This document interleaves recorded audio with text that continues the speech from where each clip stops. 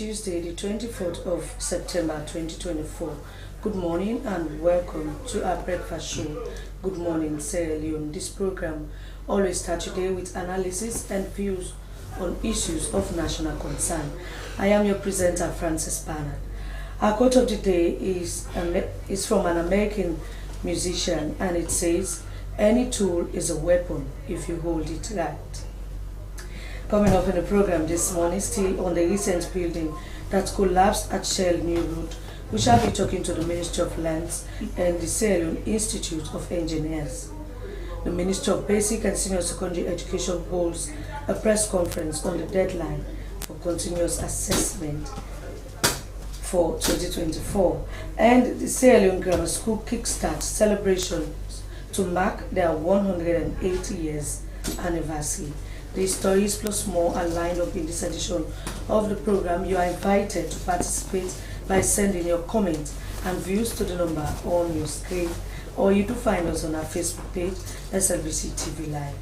The program is Good Morning Sierra Leone.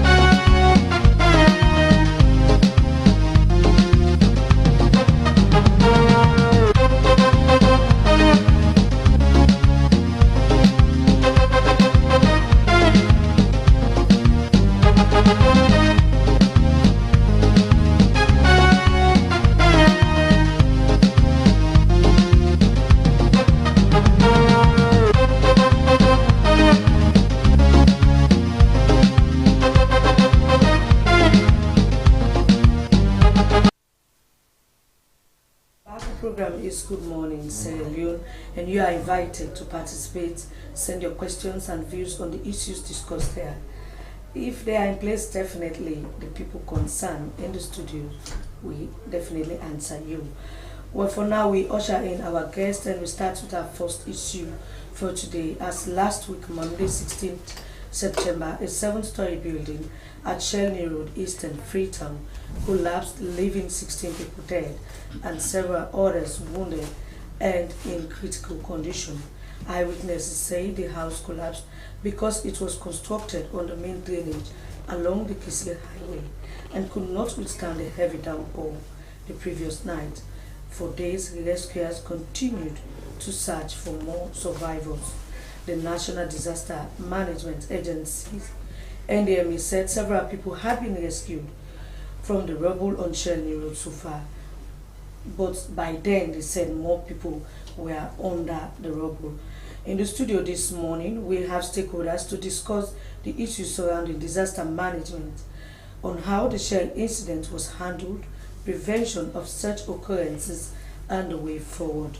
We will have Director of Planning, Ministry of Lands, Sir Mark Kenema. Good morning, welcome to the program. Yeah, good morning. Thank you. Also we have Managing Partner, CIA, Cast Engineer Patin Cole. Good morning, Mr. Cole, and welcome to the program. Good morning, thank you. Okay, so I want to start with you from the Ministry of Planning, Mr. Is it Kenema or Kenema? Kenema. Okay, Mr. Kenema. So let's talk about how does your ministry handle such situation? This is not new, this is not strange in our community, especially for the past 5 years. We've been witnessing such situation. How does your ministry handle such situation? Yeah, thank you very much. Of course, the planning of the country, the responsibility rests with the Ministry of Lands. And I used to say that our planning problems presently are rooted in our historical inadequacy in our planning framework. You know, of course, there are so many gaps in our planning presently, in our planning laws. Firstly, the involvement of council in planning. You know, the present act that we are now using does not give the leverage to council to participate in planning fully. Yeah.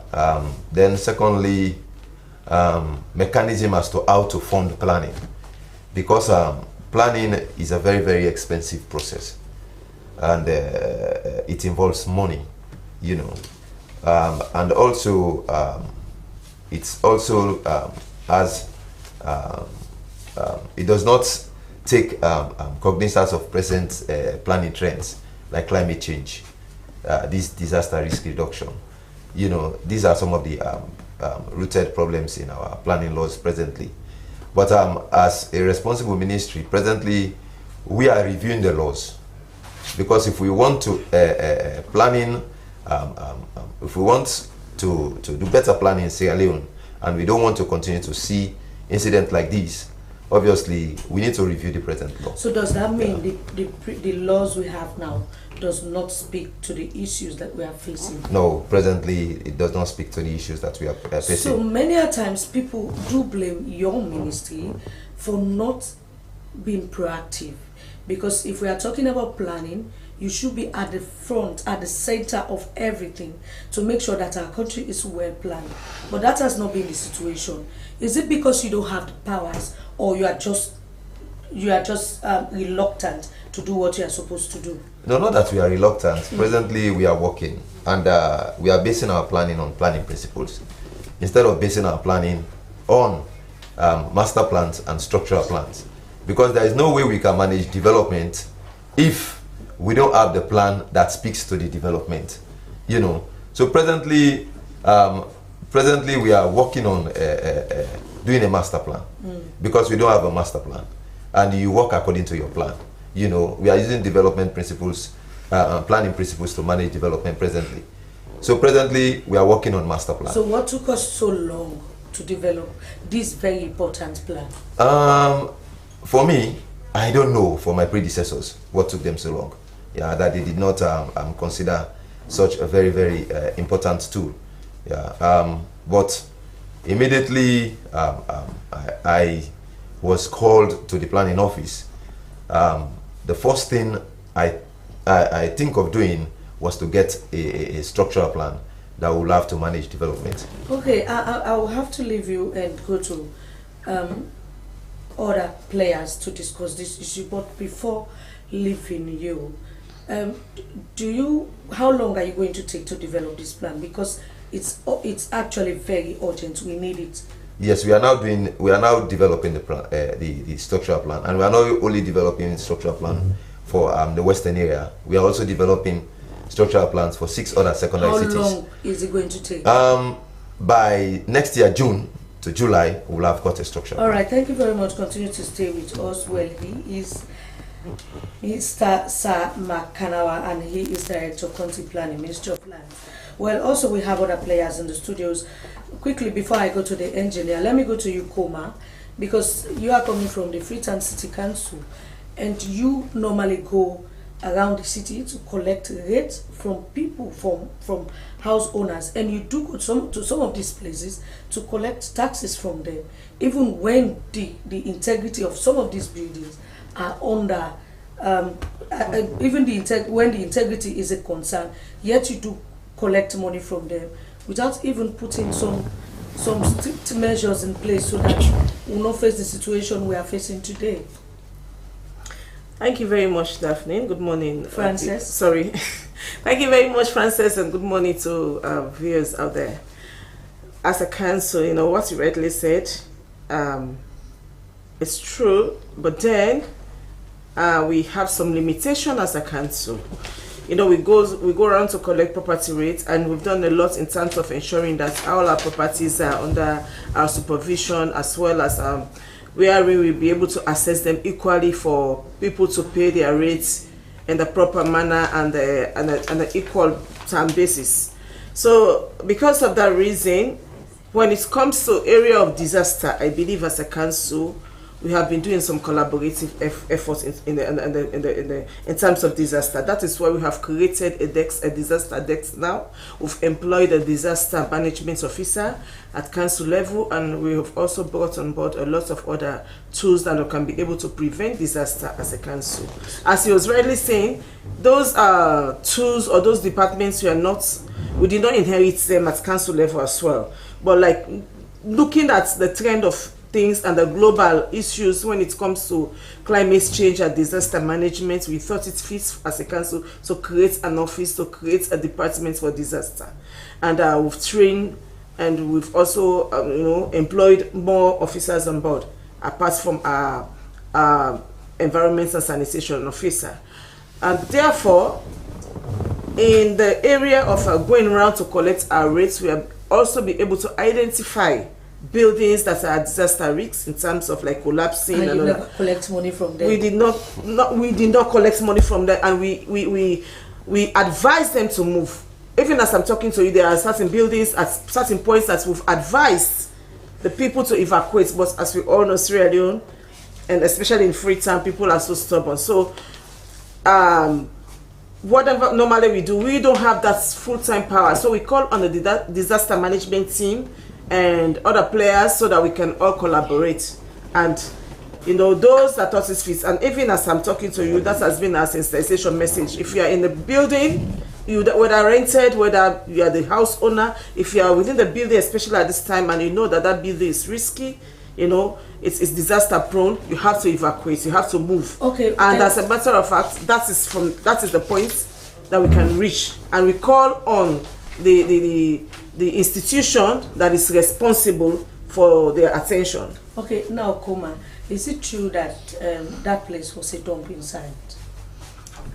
That was what we heard. Because imagine, I don't know when and the building was we are allegedly by the former mayor. Is that true? Yeah, allegedly, allegedly, and we have been crying for a very long time as a council that most of our public spaces are being sold out, and people are bought there. And when you go there, even in terms of development, we want to ensure that we have points. Like for instance, we are craving for a point for like our transit points, and people are arguing, people are defending, they are bringing documents out that these are their places. When we know, even those that grew up in Freetown, that those places were like what they call dirty box, quote and unquote, but people claim to be that these are their places, and some people even took us to court. But now that things are happening this way, and we are now, the truth is now revealing to us. We are calling on the appropriate authorities with whatever information that they can be able, like Ministry of Planning, Ministry of Lands, to give us our properties back so that we can be able to manage them well, so that people can stop building houses there. It doesn't matter where you bought it or who sold it to you.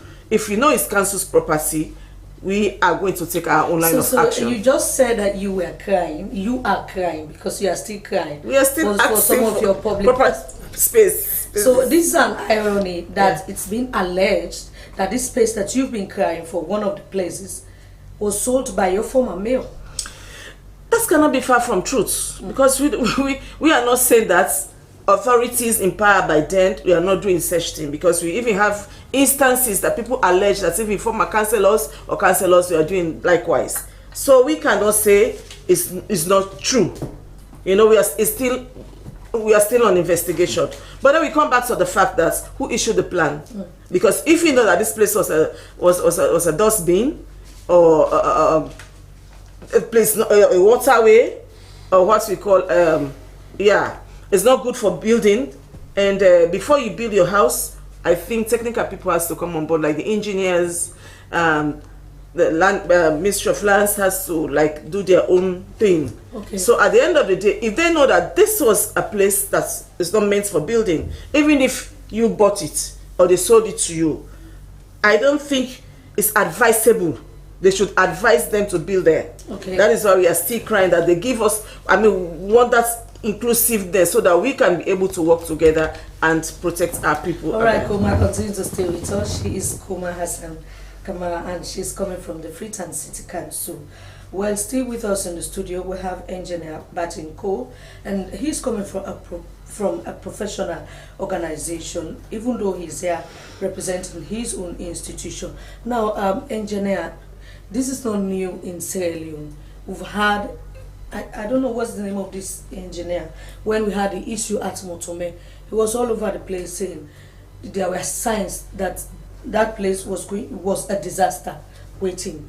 But yet we keep doing the same thing. As an engineer, what have you been doing over the years to make sure that we get, I know these are private properties, you say if I'm not asked, if you don't pay for my services, I'll not render it to you. But as engineers, what have you been doing over the years? So with Matome,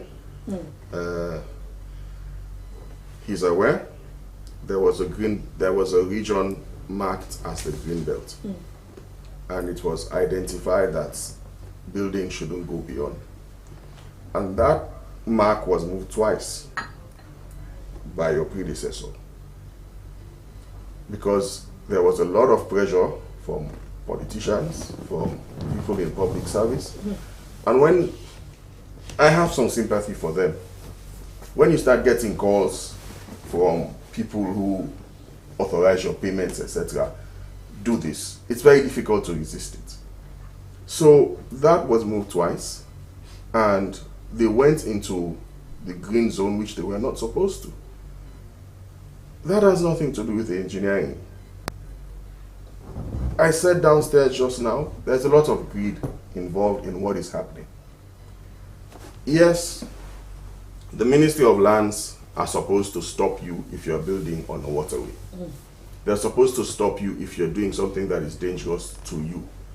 But for God's sake, if you are the one who's going to live there, why does somebody have to stop you from doing something that is detrimental to your health?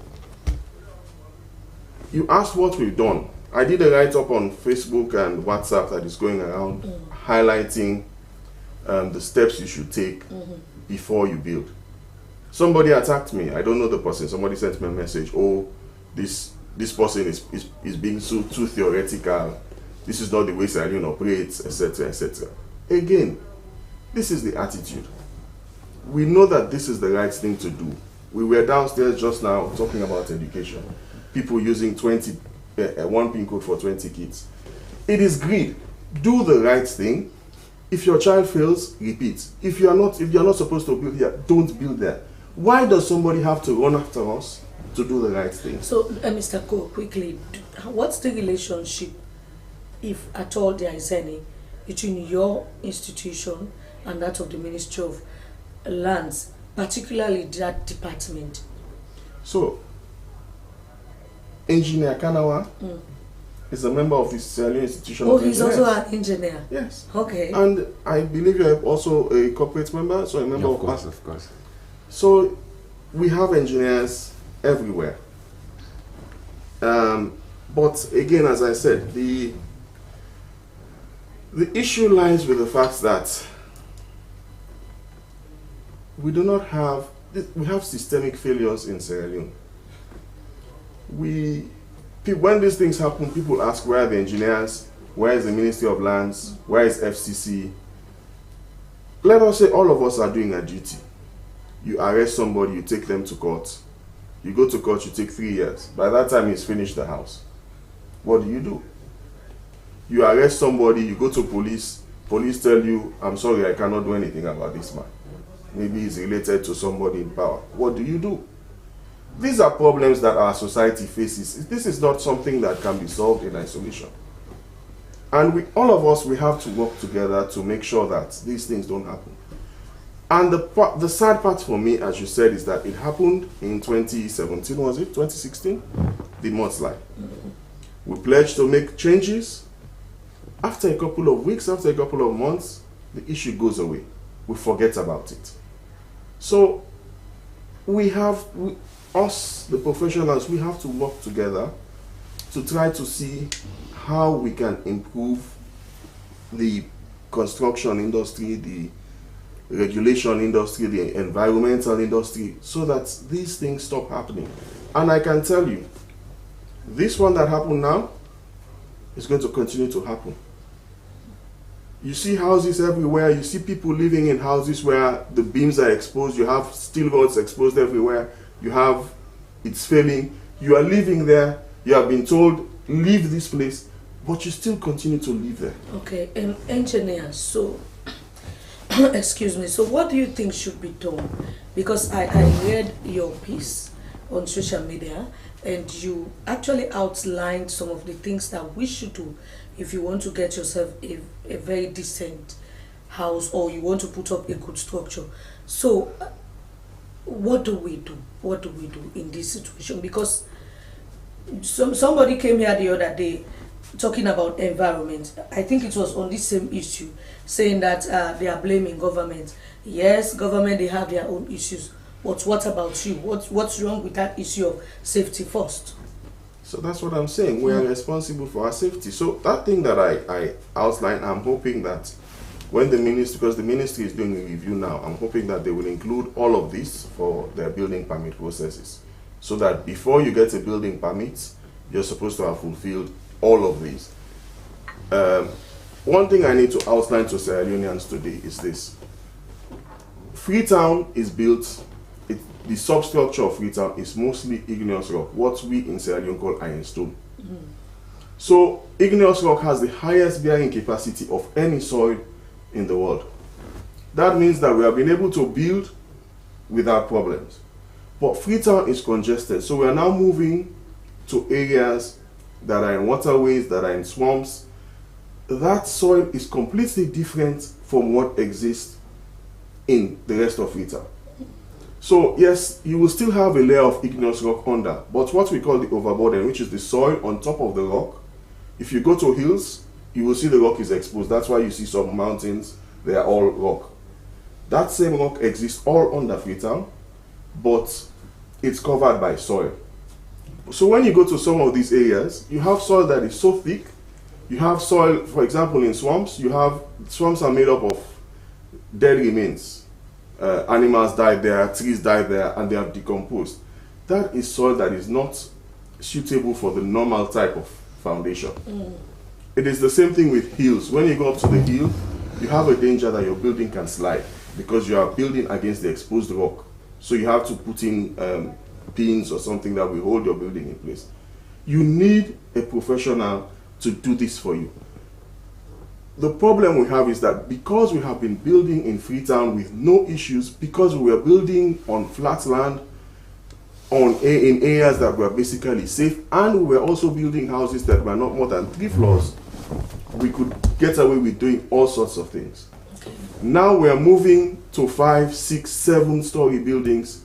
We are moving to areas that are not suitable. Well, they are suitable for building if designed properly, but they are not suitable for that kind of building where you'll just say, John, dig this, put one foundation here. That is not how it works. If we continue down that road, and we have been doing that for a while, we're going to keep on having these issues. All right, engineer, continue to stay with us. Quickly, we go back to you, another engineer from the Ministry of Lands. You know, what is visible in the western area is that you go to places, you see where you have a spray on the wall, stop work, Ministry of Lands. But you do that for about a month, and the next month you see work ongoing. Yes. Thank you very much. I think this has been our problem. This has been our problem because we cannot operate outside the law. The law has a provision as to how we should tackle some issues. But you have other institutions that should work together with you. Yes. Now I'm coming. Now the law will say now the first step you take is to mark the house, and then the second step you take, because it's a developed structure, you should take the issue to court. As our engineer has just said, you take it to court. Maybe it takes 3, 4, 5 years, for courts to make ruling. That has been our problem. Yeah, but during that period, the person continues. And thank God now for the court system we are having. We've taken 2 or 3 issues to court now, and it took something like maybe 4, 5, 6 months, and then they draw ruling. for the one at Aid Station, very close to the powerhouse.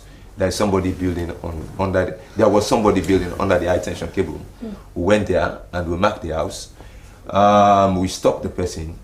She refused, and then she started making contacts all around for us to stop. What we did, because we had not wanted to confront those higher authorities, we went to the court, and then the court gave us order. And then we took our time to go there again and then put that whole structure down. So why have you not been doing this? Yeah, we've been doing it. But thank God it's this latter end that we are seeing that the courts are responding to our issues in the speedy manner, like six months, But we don't want that to continue again. As we said, our problems are rooted in our outdated laws that we are having. So now we are reviewing the law. We've done our final validation workshop. We did it at the FCC, and now we've sent the document to the law officers department, and we are hoping by December we'll have got a new law that will address such issue. If somebody puts it and then it's not suitable, and then he continues, or he or she continues, obviously the law will instruct us to put it down. So, engineer, now let's talk about a very popular building making the rounds on social media. Is it I Am Tech or Unim Tech? It has got a new name. Have you seen that building? We've gone there, we've seen it, we've gone there, and then we've taken other stakeholders to that very building. And then these stakeholders, they've done their report. They've given it to us. Obviously, like the Ministry of Works, Environment. Do you have, with the team that you took to the university, were there engineers? Yes, there were engineers, and now what we've done is to tell the university to stop making use of that building, and then the next step, we'll get engineers. Do you think by just telling them that way is enough, knowing the way we behave as Sierra Leoneans? Yes, I think the next step now we are working towards is to get the engineers to prove whether that building is fit for use or not. Immediately they give us that result, obviously we are going to put down that building. I will mark that building as dangerous structure, So that's what we are waiting. Come on, let me come back to you. This is an interesting but very important topic because it has to do with the issue of the well-being of people. And you, as from the Freetown City Council, there was a time when you had your microphone all over the place telling people not where to do their businesses, where not to do, telling people where to dump their garbages and where not to. But implementation has always been the issue. You have your how do you call them, council police? Yeah, Metro police, they are all over the place, but nothing is different from what have been happening before. Like we're talking about in terms of pushback. Well, not only pushback, you have places where people are not supposed to sit to trade, but yet they just go there because they think they are Sierra Leoneans and they have right to sit wherever they are. Sometimes it's even dangerous for them because you have some places where vehicle will just, for example, the modern coming from Frabe College, the Albert Academy route. That's a very dangerous place. If by mistake you have an accident, those people sitting there are always in danger. This whole thing is as a result of the congestion in Freetown. It's really, really, really difficult for us as a council. And on a daily basis, people are migrating from the rural settings to the urban, to Freetown. And when people come to Freetown, the first thing they think of is to do petty trading. And we are now having a lot of Okada riders, bike riders, and so many activities going on a daily basis, especially in our busy areas or our CBD areas. And these are the livelihoods of people. That is where they survive from. That is where they feed. And that's also is causing even this housing issue as we are now talking about, because that gives people the chance to build as informal settings or places that are not, that are advisable not to build. But notwithstanding, in terms of ensuring that people keep off from places that they are not supposed to trade, as a council we have done a whole lot, and not only as a council, together with institutions, that are also responsible for the rights of way, which is the SLIA. You know, each time we are taking actions like that, we don't just do it as a council, but we call other players as well, because they also have, we have our mandate. They also have their own mandate. Like they have the rights of way. Like if you find out that most times people that build like kiosks and other things, you know, which is on the rights of way, they are being given the permits or they are being given the space from the institution, not from council. But our own duty is for us to ensure that they keep off from the place. Or if we see that it's not ideal enough, we call their attention and they see how best we all collaborate together. Okay. And in all this, we are not leaving the SLP out. So it's a collaborative effort. So, but coming back to the same point, whenever you push them away, they come back. So, even as we close this first segment, what do you think should be done from the city council perspective in terms of space management? This whole issue of people residing in places where they are not supposed to reside, and people just living, because you do collect. I still want to talk about you taking city rates from them. Because if you collect city rates from me, then I begin to feel that I am eligible to stay where I am staying. So let's first of all try to know, why do we collect the city rates from them? It's because they are using our space and they are utilizing our services. There is no way that somebody can, you know, reside here and you are using our facility, for example, or at the end of the day, you need your trash to be managed well within the city, and you need other facility around, and we cannot collect our rate. Okay. But I always say we as council don't like blame games. All what we're after is the way forward. Okay. How can we all collaborate to ensure that we bring a permanent solutions to things that are happening? People have built their houses for a very long time.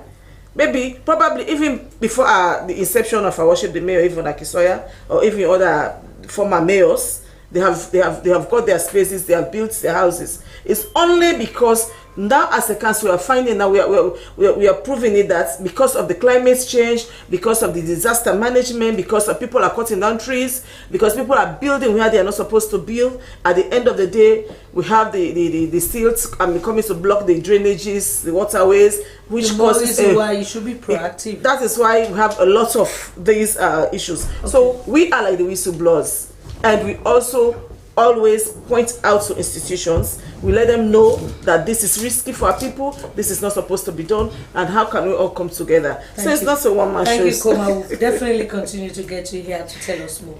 Now, engineer, we have to go. But as an engineer, what do you think should be done for us to prevent some of these problems? To be honest, I think these problems are not going to go away. We are desperate for housing in Freetown. Rent is expensive, so everybody wants to own a house. That is the dream. That they talk about the American dream. I think the Sierra Leone dream is a house. So everybody, you at all levels of society, everybody wants to own a house. So what should be done? So we have to look at how we can create formal housing estates. We have to look at how we can do low-cost housing on a grand scale. We have to look at how we can provide housing solutions for people that is driven by engineering, planning, development principles. Because the point is, people are desperate for housing, and no matter what we do, if we cannot provide the answer for them, they will provide the answer for themselves. All right, thank you very much, engineer. And quickly, Engineer Kenema from the Ministry of Lands. Housing is a concern. Land, especially when you want to buy a piece of land, is very expensive. When you want to rent a house, we are not even going to talk about that. They will tell you a single room you have to pay 13 million, 15 million. Not to say three rooms, you have to pay $3,500, as the case may be. How are you going to make land available to every Sierra Leonean? You only have less than 1 minute. Yes, thank you very much. I think you ask engineers to what we supposed to do. What we are doing presently as a ministry is to make sure that we provide a master plan for the city and then for other secondary cities. Because what is happening is that all facilities are based in Freetown. You know, if somebody wants passport, he will come to Freetown. If somebody wants any other thing, he will come to Freetown. You know, so it makes it very difficult for us to manage. So what we are doing now is not only to provide a master plan for Freetown, we're also doing master plan for 6 other secondary cities, so that we can get the attention of people, we can draw the attention of people outside Freetown to those other cities. So we are fighting with that. And then concerning the housing situation, I think the ministry has started working on that.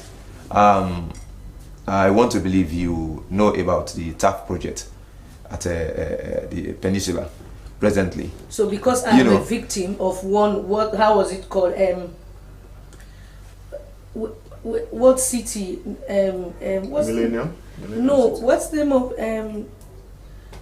okay, I've forgotten the name, but we still have issues with the ACC said we should provide all our receipts and all the others, and until now it's over a year, our monies have not. So we are not even sure of some of these people coming in to do this. So what we've done now, TAF is already Motherland City. TAF is already working. Okay. If you go to the peninsula at John Obey, you see TAF working from John Obey to Black Johnson. And then what we've done again is to provide land for even those that don't think that they will have land. Okay. Like the Okada riders, the market people. I want to believe you heard about all this. We don't have enough time, but we'll definitely get you back in the studios so that you help us to educate the public more about this. Many thanks to you for making this program a success. I wish you all the very best. And we are now going for a short break. When we come back, we talk on other issues. As a mother of the house, whenever I want to prepare palm soup, there's no need pounding palm fruit. All I need is Nkulenu's Ghana's original palm soup base. My soup is done, and its preparation, it is not difficult at all. Nkulenu palm soup base, it's easily done with no difficulties. Just take few ladles and your soup is done. And its flavor, it's amazing. This is Nkulenu's Ghana's original palm soup base. And this is Nkulenu's Ghana's original spiced palm soup base. Iron fruit and turkey berries are naturally added. Also available brown gold natural cocoa powder, sunny gold brown sugar, neat fufu flour, shito, pisa and moringa. All available at Nyami Ado Enterprise, 1 Lower Waterloo Street, Freetown. Nkulenu palm soup base. Ghanaian original taste.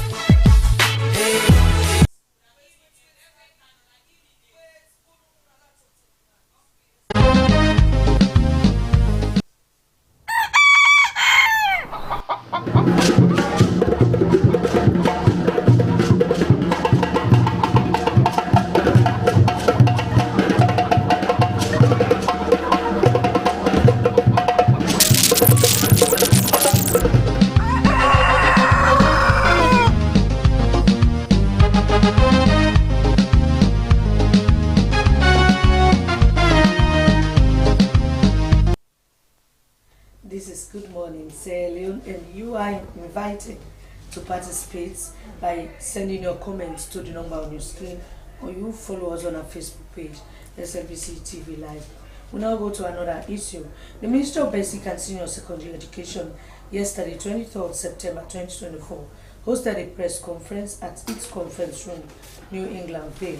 The main purpose of the conference was to draw the attention of school principals, parents, pupils, and the general public to the closing date for the uploading of the continuous assessment scores (CAS) one into the WAEC portal. Principals are required to generate the CAS reports from the portal and submit it to the ministry for verification.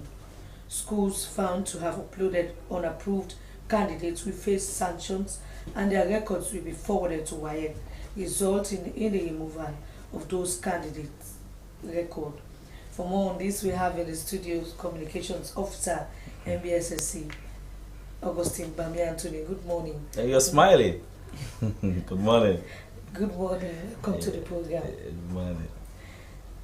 So we are here again talking about CAS. Why? Because it's very important.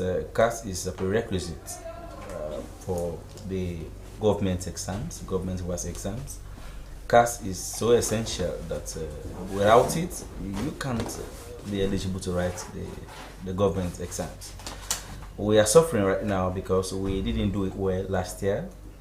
Government is paying for a total of 6,922 candidates to write the private works exam. That is 4 times expensive than the government exams because CAS year 1 was not uploaded accordingly by our school principals. So we'll continue to talk about CAS.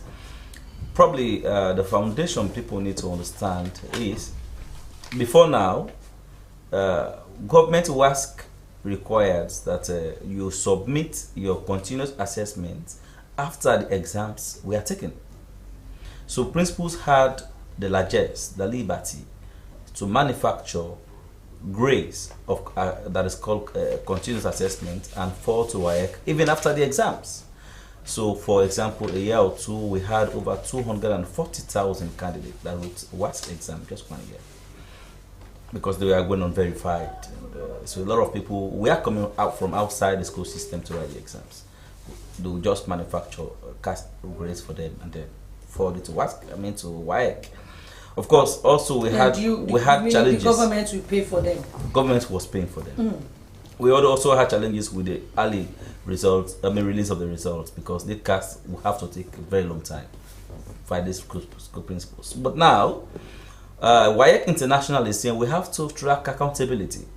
We have to now start uploading continuous assessment score for our candidates from year 1. Meaning, if you go to SSS 1 and you promote to SSS 2, that's your performance in SSS 1 should be used as your continuous assessment score and then uploaded into the WAEC portal. So when you go to SSS 3, again, that SSS 2 performance should also be used as your continuous assessment score and uploaded into the WAEC portal for your continuous assessment year 2. So when you go to year 3, SSS 3, then the final one is done. So by so doing, we'll be able to trace your performance. 1, we'll know that you are a school-going pupil. 2, that government will have to pay for the correct candidate and not the person we'll be expecting coming from outside. Principals are not ready. Some principals are not in to comply with this new law. So what is happening? They will have to wait, beat the deadline. WAEC said they continue for the current set of candidates in SSS 3, because it's a new system, we have to be catching from the back. So we are going to now enter their continuous assessment for year 1, year 2, year 3 in 1 year. We have said all continuous assessment score for SSS 3 now, that those are in SSS 3, year 1 should be done by the end of September, the 30th of September. This notice is out for the past 2 weeks.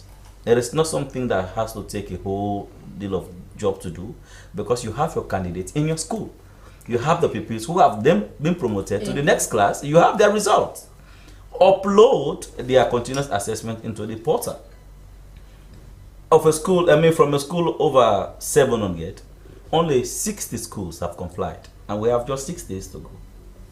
Well, from over 700 schools, only 60 have complied. In both the Western and the regions? Generally, Sierra Leone. Wow. We have this year, we are anticipating a total of 86,355 candidates to write the exams. From that number, only 8,000 has uploaded. 8,000. So we had to call the press conference yesterday to let the media help us get the information to every corners of this country, that we as a ministry have made it clear. The provisions are made. Go and upload your continuous assessment score for your candidates. The reason here is they want to beat the system again. For example, we have some challenges with even the 60 that have uploaded. What we do this year, what we are doing this year, we will verify every candidate list. If you are from the St. Joseph's Convent, as you are from, so why are you mentioning? Because you are from there, because you are from St. Joseph's Convent, you submit the list of the candidates. We will verify name by name. We want to know if you passed Beke, the candidate there passed Beke. So what's the because cutoff mark? That's the first requirement. Passing Beke is 5 credits including English and or mathematics. Okay. Yeah. So what some of these schools are doing, because we are verified, for example, let's say 200 candidates to say go ahead and upload, they will do two things. One is either they remove certain names and replace with other names that we have not verified, and they come later to say, sorry, we have a supplementary list. Some of our candidates we are not in school, so please verify the next list. We'll again painstakingly go through the list, and surprisingly to them, those that we fish out initially will again be fished out. Okay. And they will come. So that's the problem. Secondly, that's just one challenge we are getting at the moment. Secondly, even after the verification, we have said this is 60. They will go beyond 60 to upload 200. With those candidates, we have said don't upload because they are not qualified. That is just for 60 schools we are talking.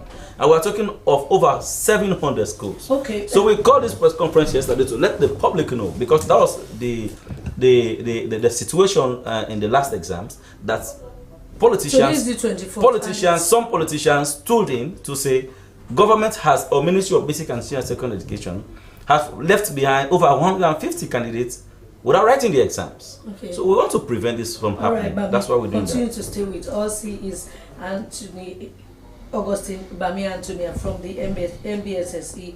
We'll definitely come back to you. But now we'll go to another issue that also has to do with education. But this time they are celebrating, as the Sierra Leone Grammar School has kick-started celebrations to mark its 180 years in existence. Congratulations.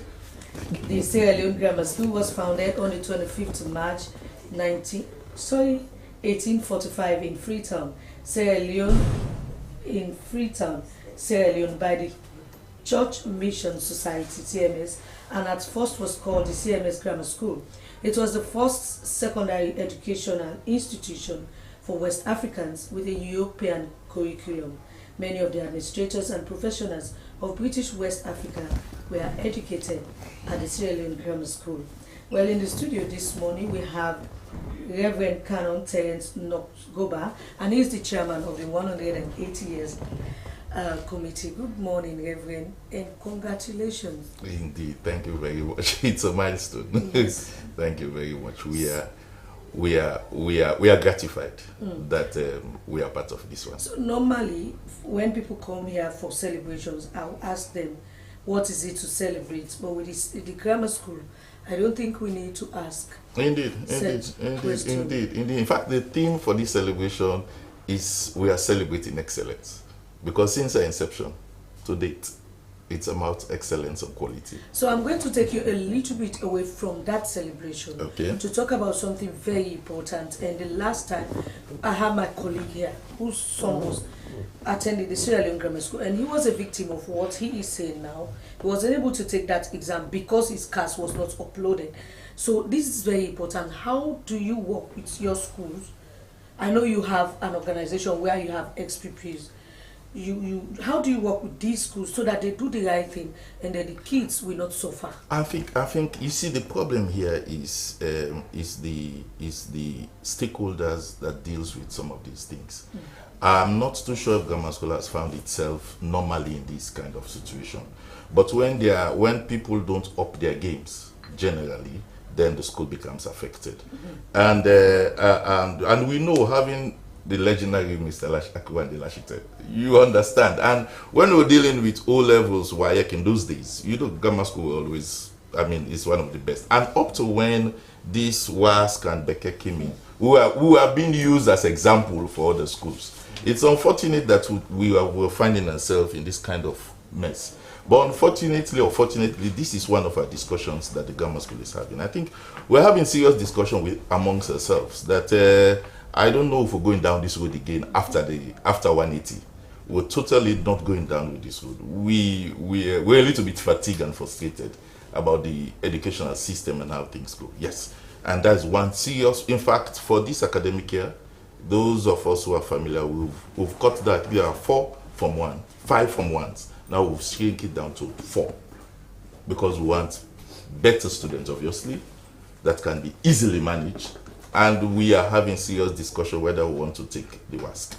We're having such a discussion. Okay, so now that you are celebrating 180 years. What are some of the achievements do you want to point out? Oh, well, the first school that has transitioned from a government-assisted to fully automated and independent school. Still keeping fees as low as possible, and still keeping fees as low as possible as compared to other private schools. That's one. We have the best computer lab in this whole country. The best, regardless of what you pay. You go to the grammar school, I'll encourage you, the media, to go to the grammar school and have a computer lab. Secondly, we are having a discussion of having an independent energy system because of the infrastructures we already have.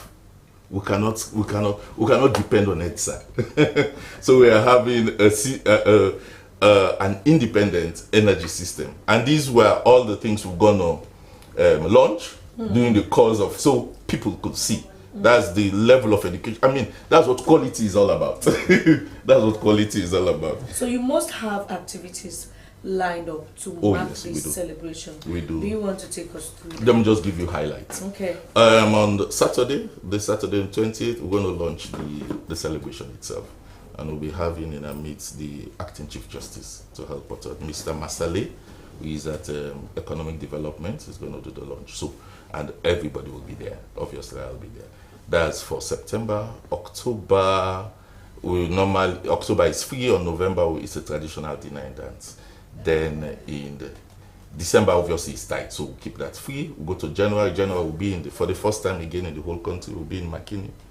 We'll have a whole week program, which will end with a Thanksgiving service for the North. And in February, we'll be in the South, in a whole week program again. And in March, we'll come down to Freetown. And that's where we're going to have a Thanksgiving service. I know, in as much as you've gone private, you still have some good relationship with other schools. Oh yes, we do. You do have, I heard of an association where you have, is it past people? Past, yeah, exactly. Yes, you have. So how do you normally work with these people? If you have got it right, and how do you normally work with some of these other schools to make sure they also get to the level, even not to where you are, but to get themselves in a place where they will also become enviable? Obviously, in fact, we've been recognized as a big brother among secondary schools, and in most cases, because of your age. Yeah, that's it. And in most cases, we are being called upon to help. In fact, on Saturday, we are having all of them that are in that organization to be part of our celebration.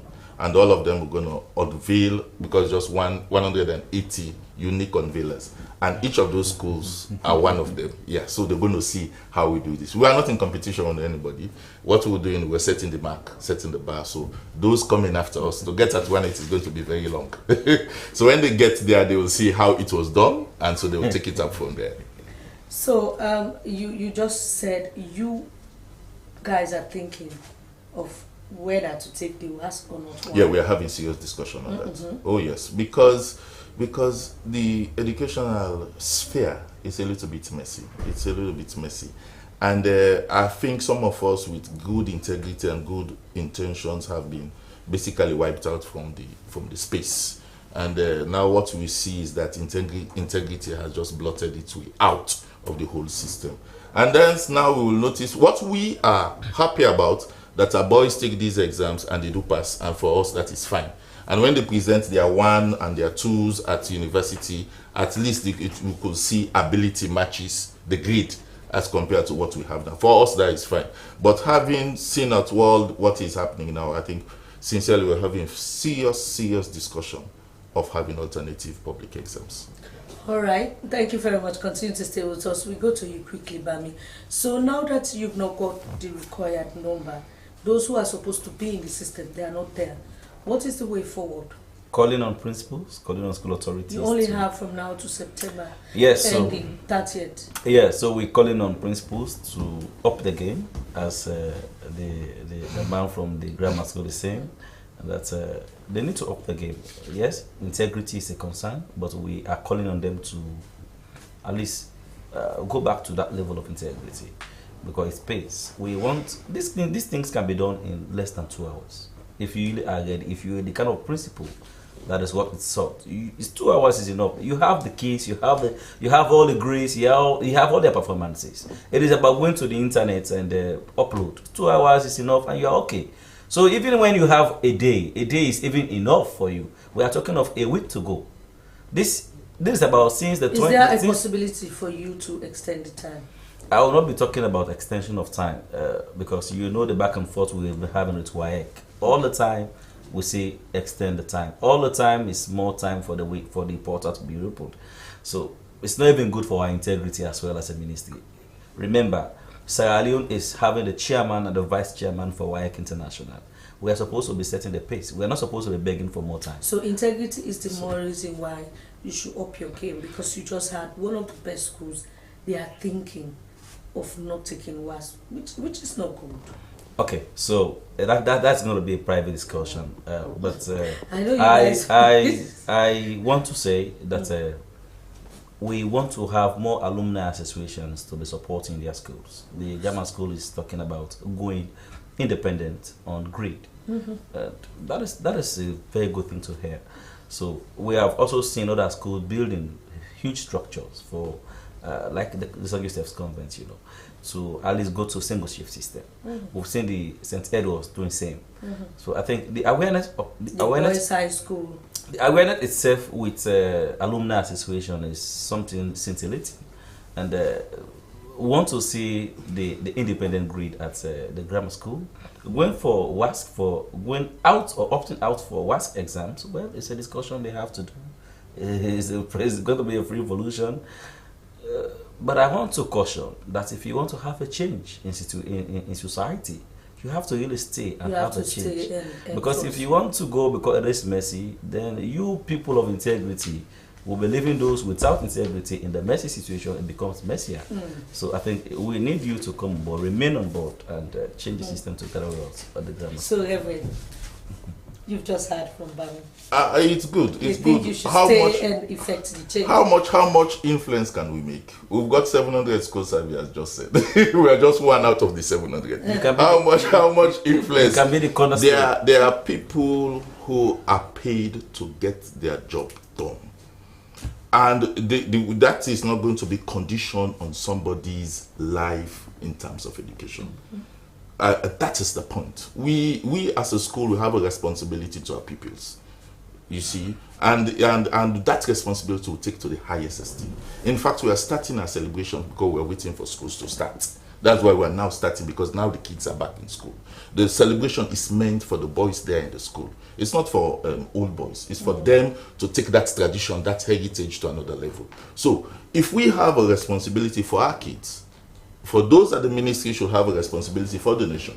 For those in other schools should have similar responsibility for their people. I think that's the way it should go. And if all of us will up our game, then I'm not thinking we will be having this mess that we are currently. Okay, Reverend, many thanks to you. It's always a pleasure. pleasure. He is Reverend Canon Terence Knox Goba, and he's the chairman of the 180 years anniversary of the Sierra Leone Grammar School.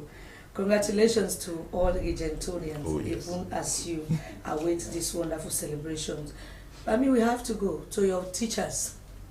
The 30th of September is the final deadline for the upload of all casts for year 1. Make sure that the vetted list by the ministry is what you upload. For anything that is wrong with that list, you will be brought to book administratively, but also for corruption.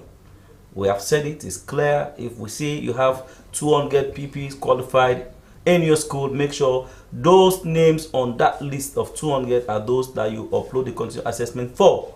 No replacements, no additions. So for your people who were unable to take the examinations because the schools failed to upload their cars, yes. What's their current situation? Oh, I like it.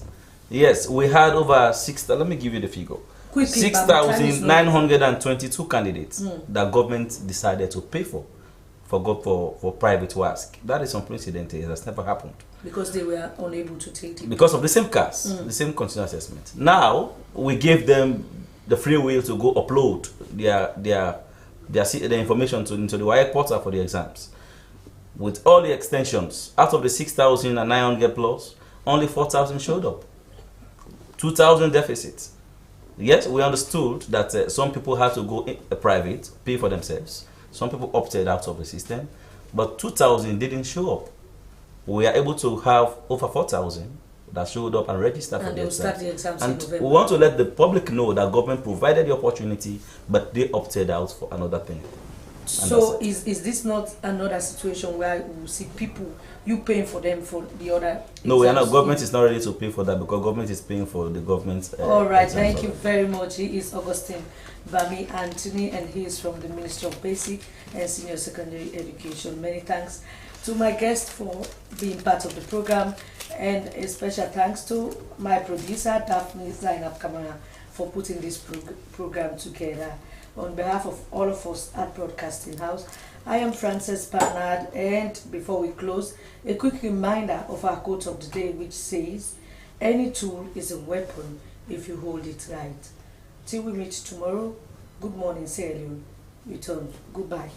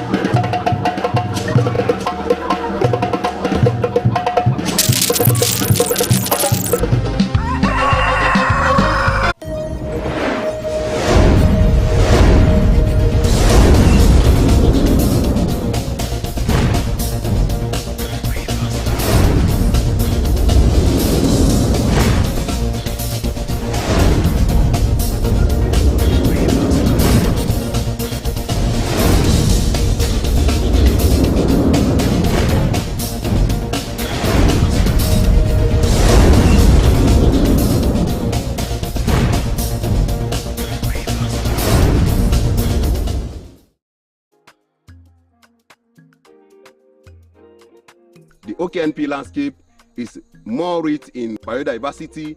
If you come in the OKNP, you will see different type of animals: chimpanzee, hippo, elephant, Maxwell duiker, red flank duiker, etc., etc., and even the colobus monkey, patas monkey, that are in the park.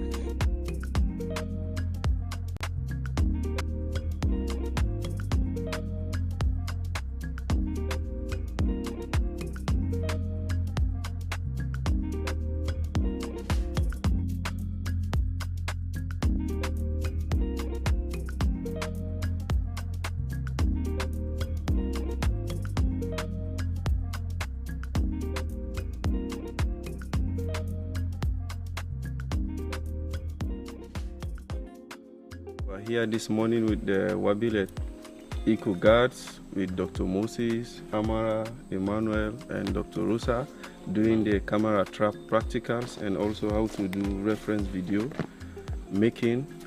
We're getting ready for tomorrow, as we're going to go to the field for 10 days to set up camera trap in 3 different locations with 3 teams. We survey the transect and take data, and also do camera traps. For some transect we have 2 cameras, for some transect we have 1, and some transect we just have to resurvey. Being one of the Wabile staff, we don't learn a lot today, from yesterday to today, concerning this camera trapping. We will go for 10 days. I'm Eco Guard for Wabile. I have learned a lot. We are here for training how to set up camera trap, also with a transient land. I'm very happy for being Eco Guard for Wabile because I have a lot of experience now how to protect this land, and I know what to do and what not to do in the forest.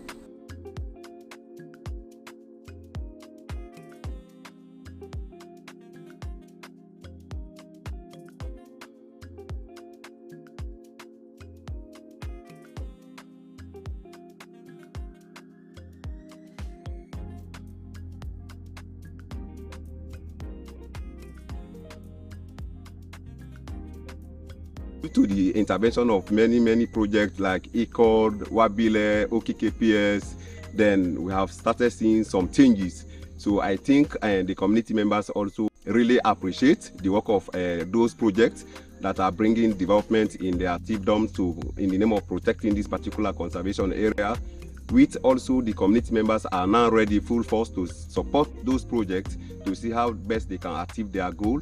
And they are always thanking the donors that are giving their money to those projects to sponsor community members. Wabile also is now working along the Kilimi axis to Kuru. They also are now trying to see how best we can able to know the different type of animals that are in there. For the community members, they never know if we have chimpanzee or another elephant. Due to the effort of the Wabile and the OKKPS and ECOD, now community members have started knowing that yes, we have elephant, we have chimpanzee, we have leopard. Then this is a good thing for the chiefdom because this can encourage the tourism to be in the park and to do more investment. This also encourages the community members also to contribute to support the project because they are seeing their children working with the project. And conservation is good because it creates more jobs for the youth, it creates more employment, more investment. So it will be good if this will continue for next 10 to 15 years. That can help the conservation area to be protected and the community members also to feel part of the decision making.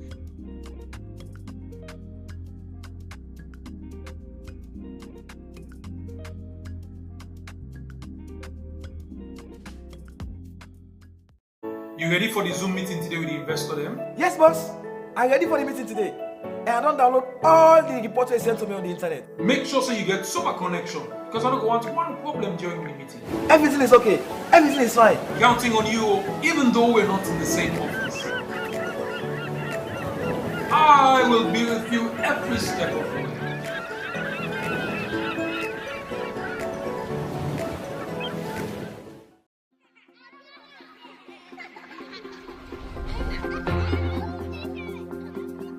Children all over the world are children.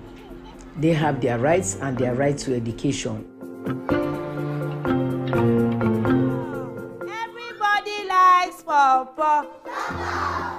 As adults, we have one job, which is to build a better future for the children in Sierra Leone.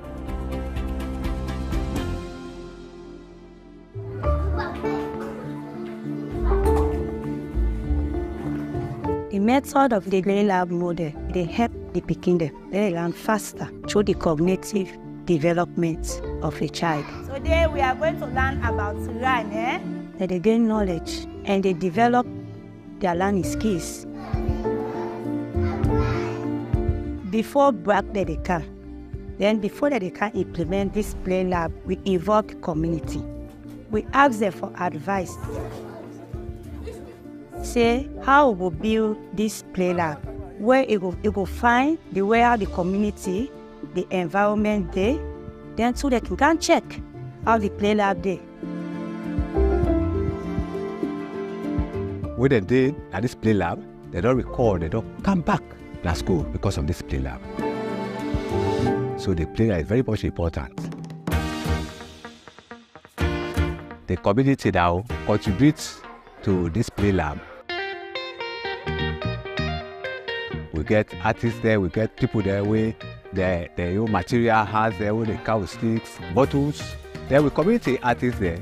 They come with some ideas there where we be able maintenance this Play Lab and even decorator and painter.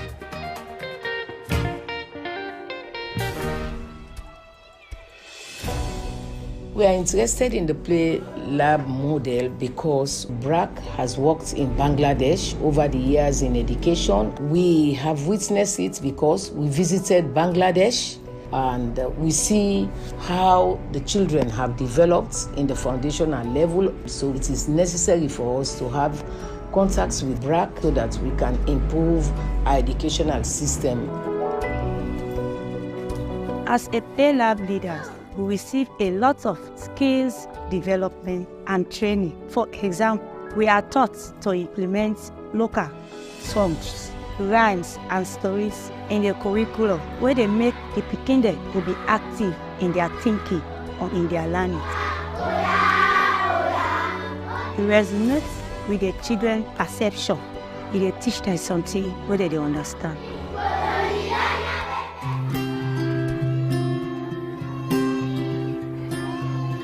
As long as we begin and they learn that they grew up within this world, we're ready for contribute to the maintenance and decorating of the play lab.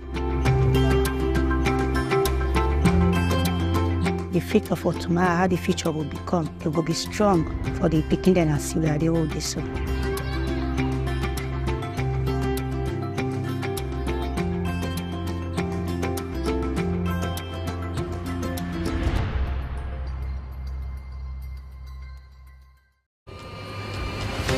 I hear the sound of abundance of miracles. I hear the sound of abundance of healing. Get ready, Freetown, Sierra Leone. The Christ Invasion Crusade 2024 is coming your way.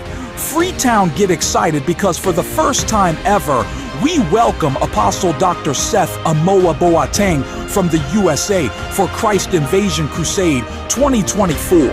I hear the sound of abundance of testimonies.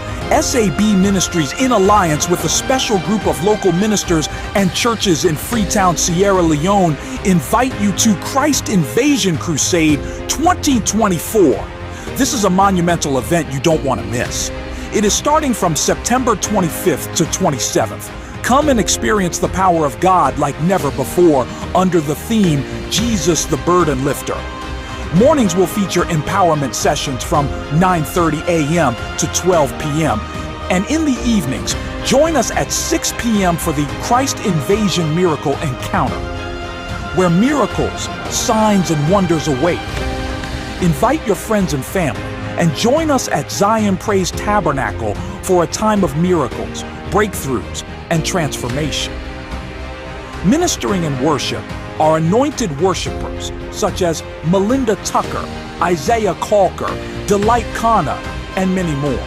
Save the dates, September 25th to 27th, 2024, and join us for a divine encounter you cannot afford to miss. Call 232-77-842-850 or 232-88-998326 for more details. The Christ Invasion Crusade 2024. Jesus is lifting every burden.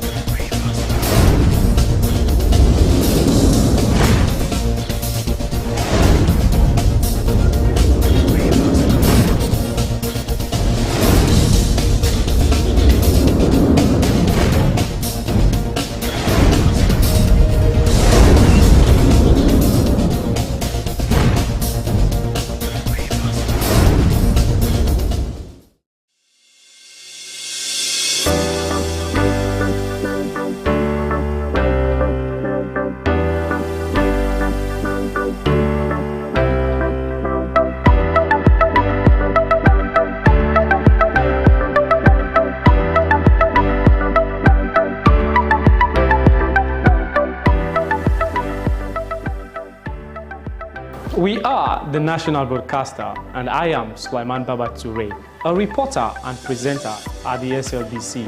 Your voice, my voice. From the commercial department, I am Regina Bangura. You are watching SLBC. Your voice, my voice. I am Jonathan Turner, a reporter for Sierra Leone Broadcasting Corporation, SLBC. As a reporter, I do stories on education, health, politics, and more. Stay glued with SLBC to watch my stories. Your voice, my voice. Lucian Ganda, producer Weyus, and producer and presenter Christian Editions on TV. This is the SLBC. I am William Wise, presenter Weyus and also reporter at the SLBC. This is the SLBC.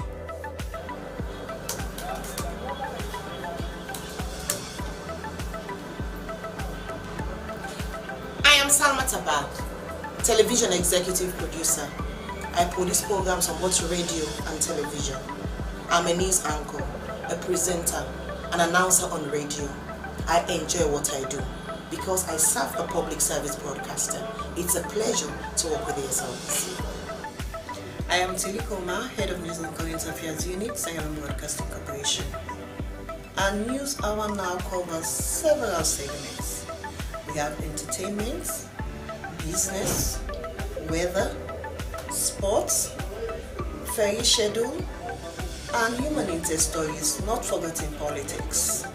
We are doing all that to keep you people posted on what's happening all over the country. Thanks for being with us at SLBC. Keep blue, we are the best.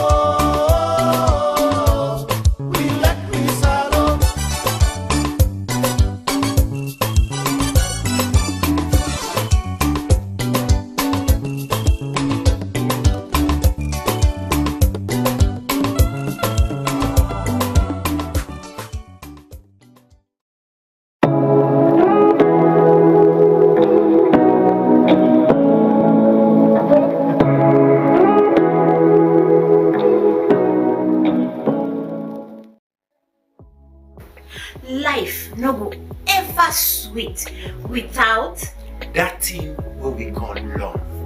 Now that make Love Factor na a very good program where any big person can look and enjoy. Now the kind program where you for spend time for watch. Now the kind program where you for spend time for sit down for look. And this program it made I don't learn from and I wonder you save life. The Love Factor show is about family, love, counseling, relationship. We say we dey build and maintain relationship. This na program we say we dey counsel you for let you know how for dey with your partner, let you know how for settle disputes between you and your heart to heart. Well, you do hear it for yourself. Join the Love Factor team every Sunday 10 p.m. for help make we all enjoy love and peace.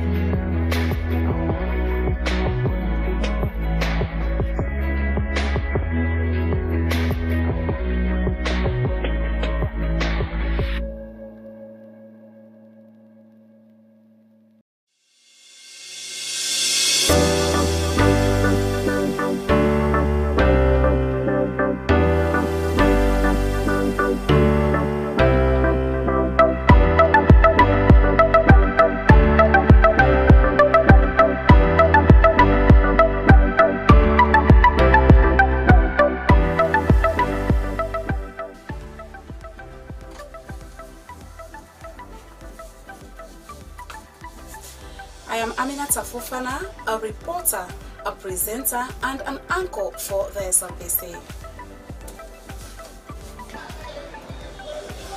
I am Dennis Fraser, reporter and presenter here at the Public Broadcaster, and this is the SLBC. Hi, I am Cynthia Kamara, a news anchor, a reporter, radio presenter, and announcer. I find pleasure in keeping you updated, and it's a pleasure. Hello everyone, I am Stella Bangura, a reporter and presenter at the Sierra Leone Broadcasting Corporation. Stay tuned all day, every day. Cheers. Hi everyone, I am Cecilia Alice Sise, a news anchor, radio and television reporter and presenter, and an announcer. I take interest in stories of human interest, particularly women and girls and minority rights issues. So, keep watching the SLBC, the authentic voice of Sierra Leone. My name is Daphne Kenema, and I'm a reporter, presenter, producer, and I am a voice at the state broadcaster, the SLBC.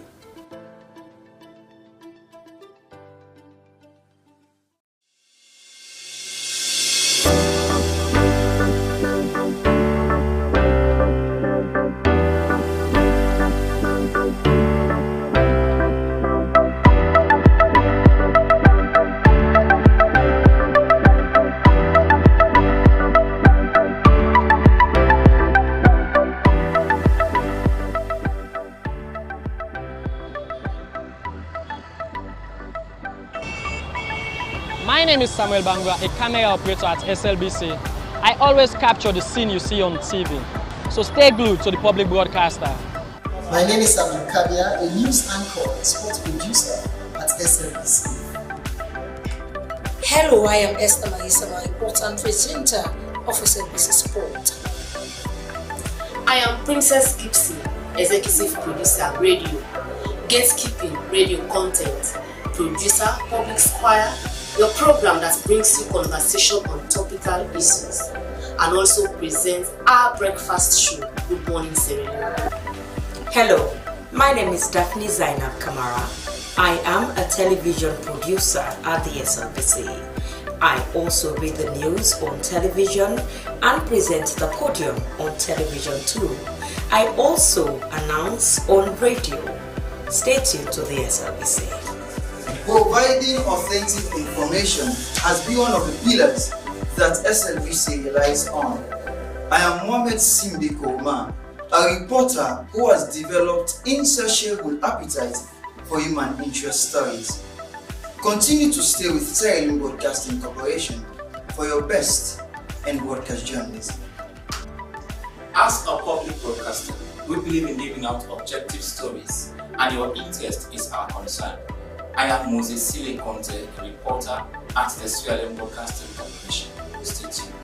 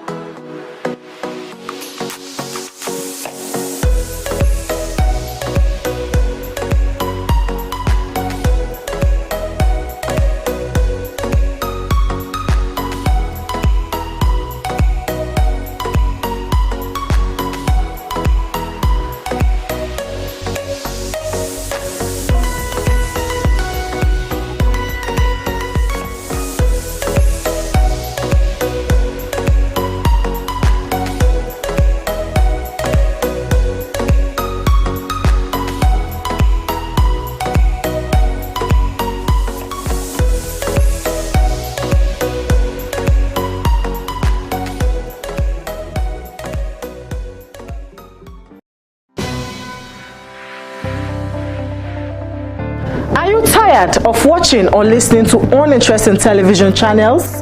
Then your worries have been addressed, as the SLBC Podium is the answer to your concern. The SLBC television show, The Podium, is one of the programs you can't afford to miss as a guest or a viewer.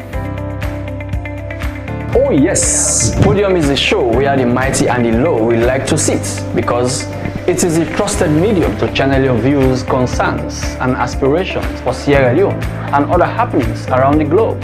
Podium is where you get breaking news, because everyone wants to talk to us. If you hear it on Podium, ask no further. Don't forget to join us every midday from Monday to Friday as we ask the hard questions that you otherwise would have asked to the newsmakers, the movers and shakers of events. Don't miss the opportunity to be part of Sierra Leone's topmost midday show, The Podium, where the agenda is set for others to follow. Thanks for watching. God bless you. Goodbye.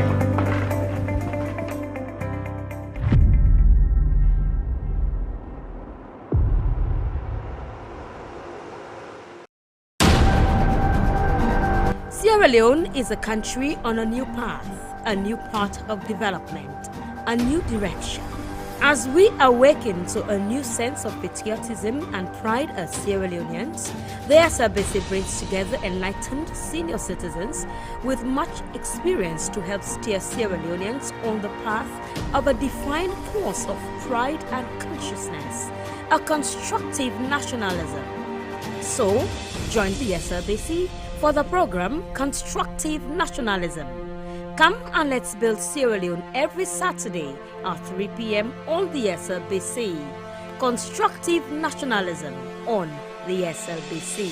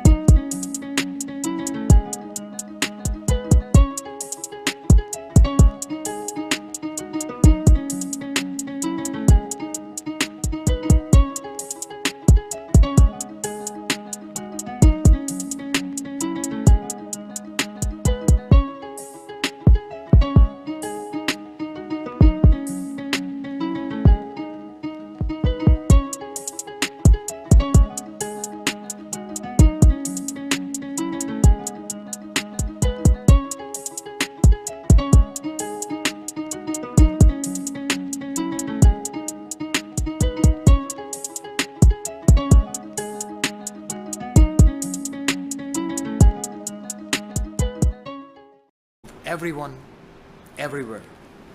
I thank you.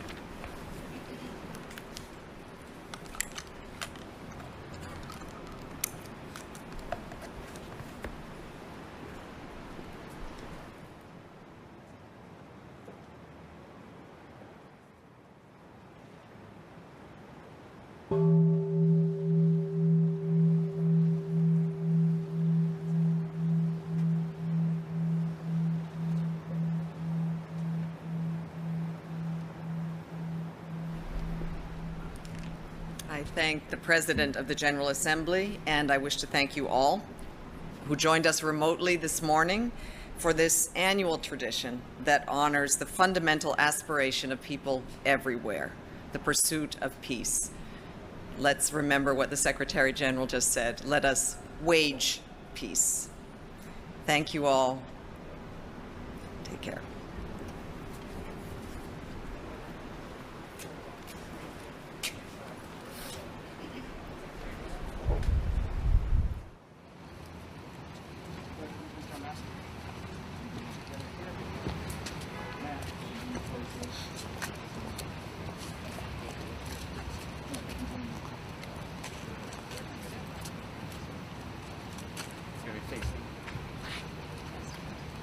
Is this one?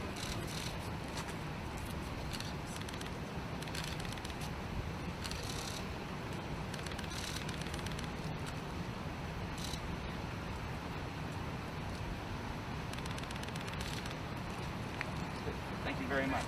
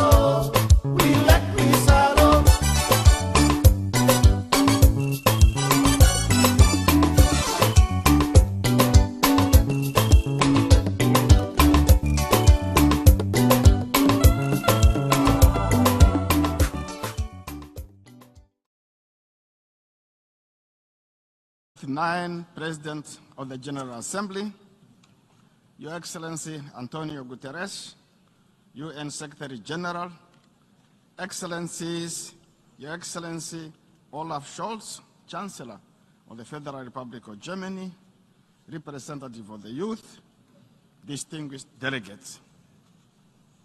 Today we gathered at this Summit of the Future to adopt, and which we have done already, a pact for the future, which our countries painstakingly negotiated over the past 18 months.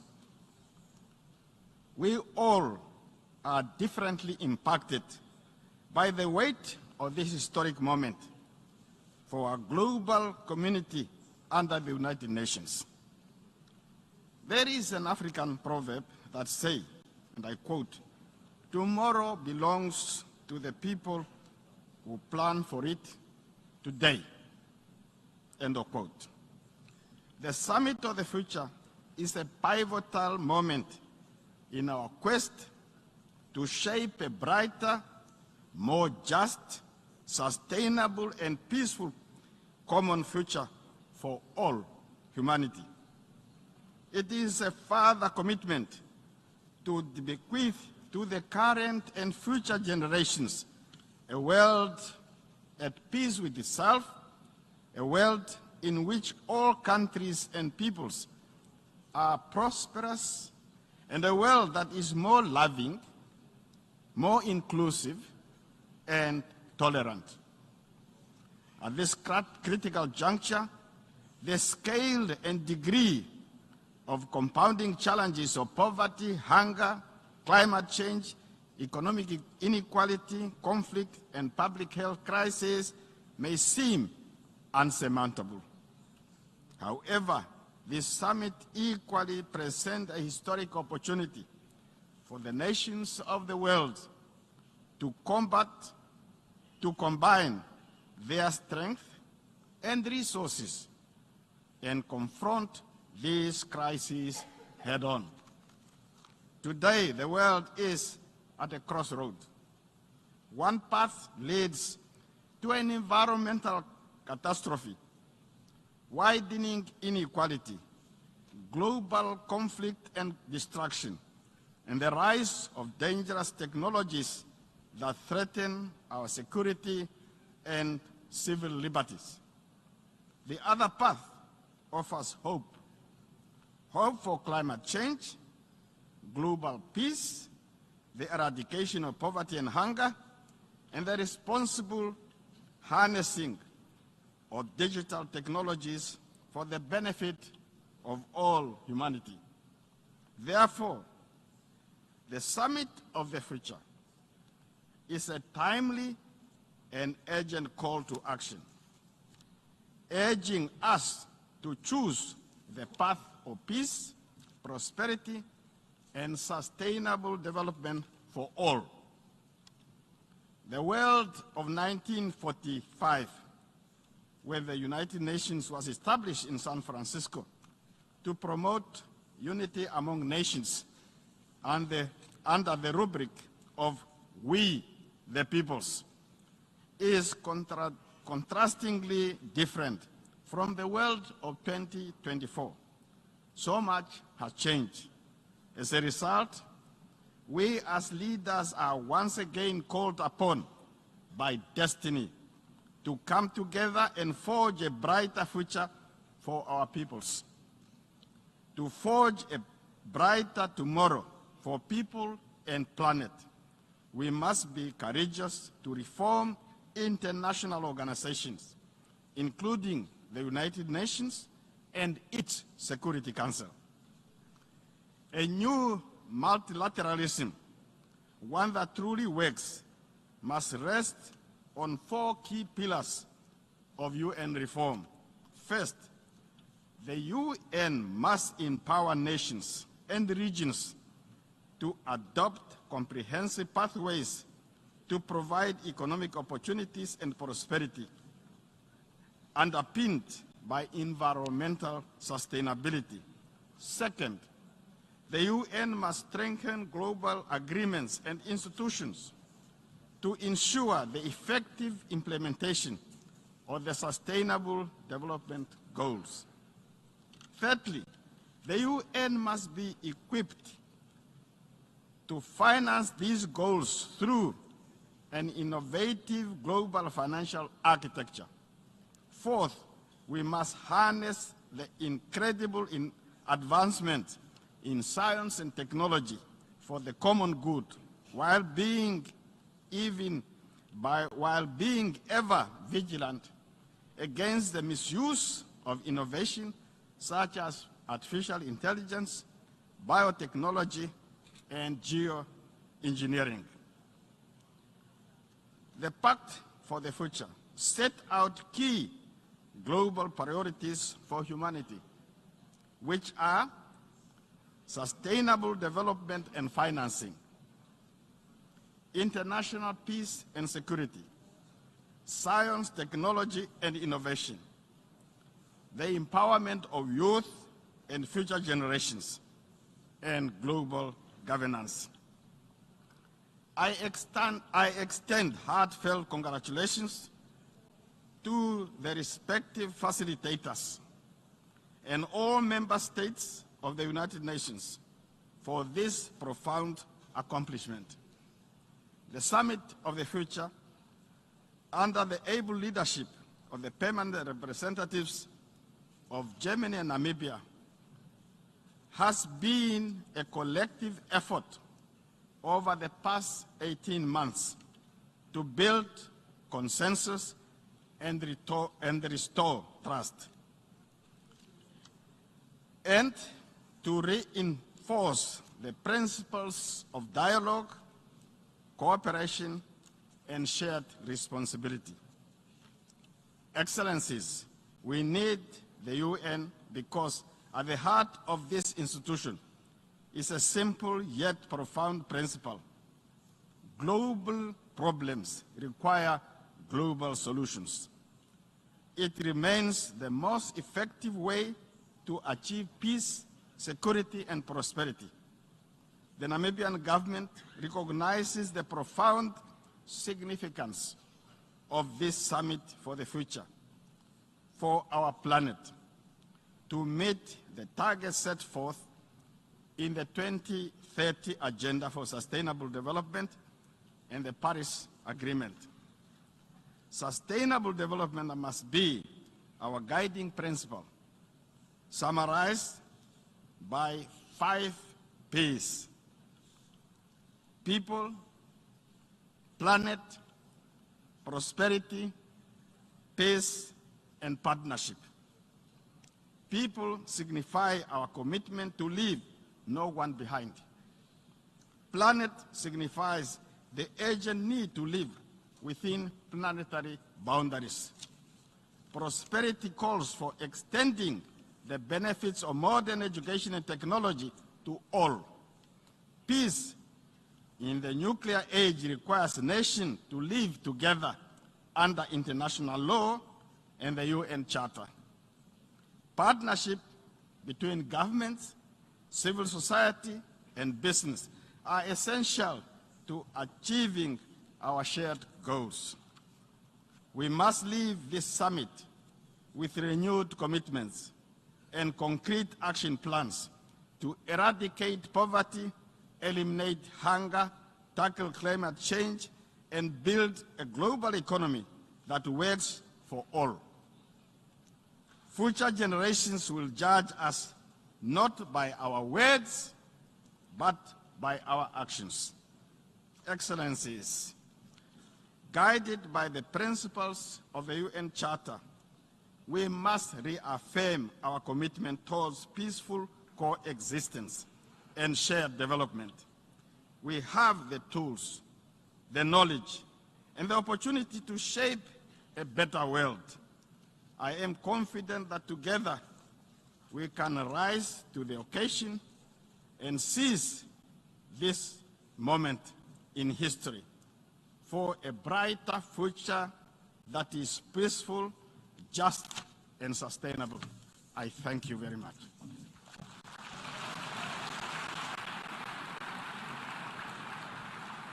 I thank the President of the Republic of Namibia. We have heard the last speaker for the opening segment. Before giving the floor to the first speaker on the list of speakers, delegations are reminded that statements are limited to 5 minutes for participating states and 3 minutes for other statements. Pursuant to Rule 72 of the Rules of Procedure, when a representative exceeds her or his allotted time, the President shall call the speaker to order without delay, which will be done by means of automatic microphone cutoff. In accordance with Resolution 72/313, the all protocol observed principle is recommended, whereby participants are encouraged to refrain from listing standard protocol expressions during their statements. I would like to appeal to speakers to deliver their statements at a reasonable pace so that interpretation into the other official United Nations languages may be provided properly. The list of speakers for each meeting shall be completed, and no speaker will be rolled over to the next meeting. Speakers who are not present when their speaking turn comes will be automatically moved to the next available speaking slot within their category at the same time. Finally, after the Secretary General's departure, the Secretary General's seat at the podium may be occupied by his representative. If I hear no objection, we shall proceed accordingly. It is so decided. Members are also reminded, in accordance with Resolution 76/307, 4 interactive dialogues will take place in the Trusteeship Council chamber in parallel to the plenary meetings. The first interactive dialogue has already started at 10 a.m. I invite His Excellency Julius Maada Bio, President of the Republic of Sierra Leone, to address the Assembly.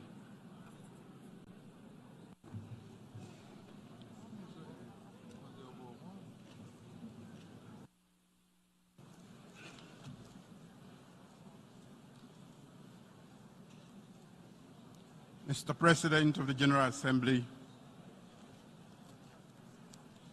the Secretary General of the United Nations, colleagues, heads of state and government, distinguished ladies and gentlemen, I have the honor to deliver this statement on behalf of the G7 plus countries, a group of nations bound together by a shared history of experiencing the horrors of conflict and the challenges of fragility, with an unwavering commitment to peace, stability, resilience, and sustainable development. This summit represents an important moment for reflection, collective action, and renewed commitment to building a sustainable, just, and equitable future. As countries deeply affected by conflict and post-conflict circumstances, we understand all too well the cost of instability. The urgency of a united global response to build a future of peace, prosperity, and justice is a shared responsibility that cannot be overstated. For us, these challenges are neither theoretical nor distant. They are the stark reality that we contend with every day. Our countries have endured and continue to endure fragility, conflict, and violence. Still, we stand here united by a shared hope and common purpose, the pursuit of sustainable peace and development.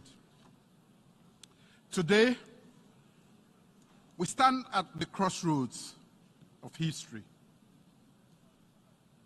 As this summit of the future has offered us an opportunity to adopt the Pact of the Future, a transformative roadmap for a more inclusive, secure, and sustainable world. This pact gives us hope and inspiration for a better future. Mr. President, allow me to put forward 6 points to help in situating the G7 plus countries in the pact for the future implementation. 1, the call for national ownership and inclusive government. The G7 plus was founded on the principle that peace and development must be driven from within. We advocate for national ownership of development processes and insist that efforts to address fragility must be grounded in dialogue, reconciliation, and inclusive governance. 2, promoting sustainable development in conflict-affected countries. The SDGs represent a shared vision for a better world. But for the G7 plus countries, progress remains hindered by persistent challenges of fragility. Sustainable development and financing for development is essential towards addressing the unique needs of fragile and conflict-affected states. Therefore, we call for increased international cooperation, innovative financing mechanisms, and tailored approaches to ensure that no country is left behind. 3, fostering international peace and security. International peace and security form the bedrock of global development. For countries recovering from conflict, achieving peace is not a singular event, but a continuous process of strengthening institutions, promoting the rule of law, and addressing the root causes.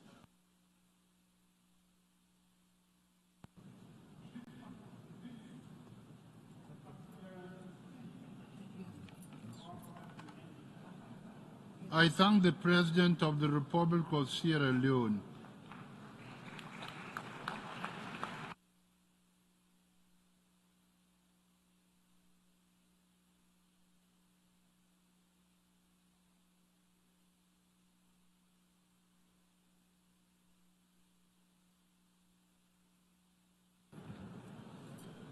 I invite His Excellency Rashad Mohammed Al-Alimi, President of the Presidential Leadership Council of the Republic of Yemen, to address the Assembly.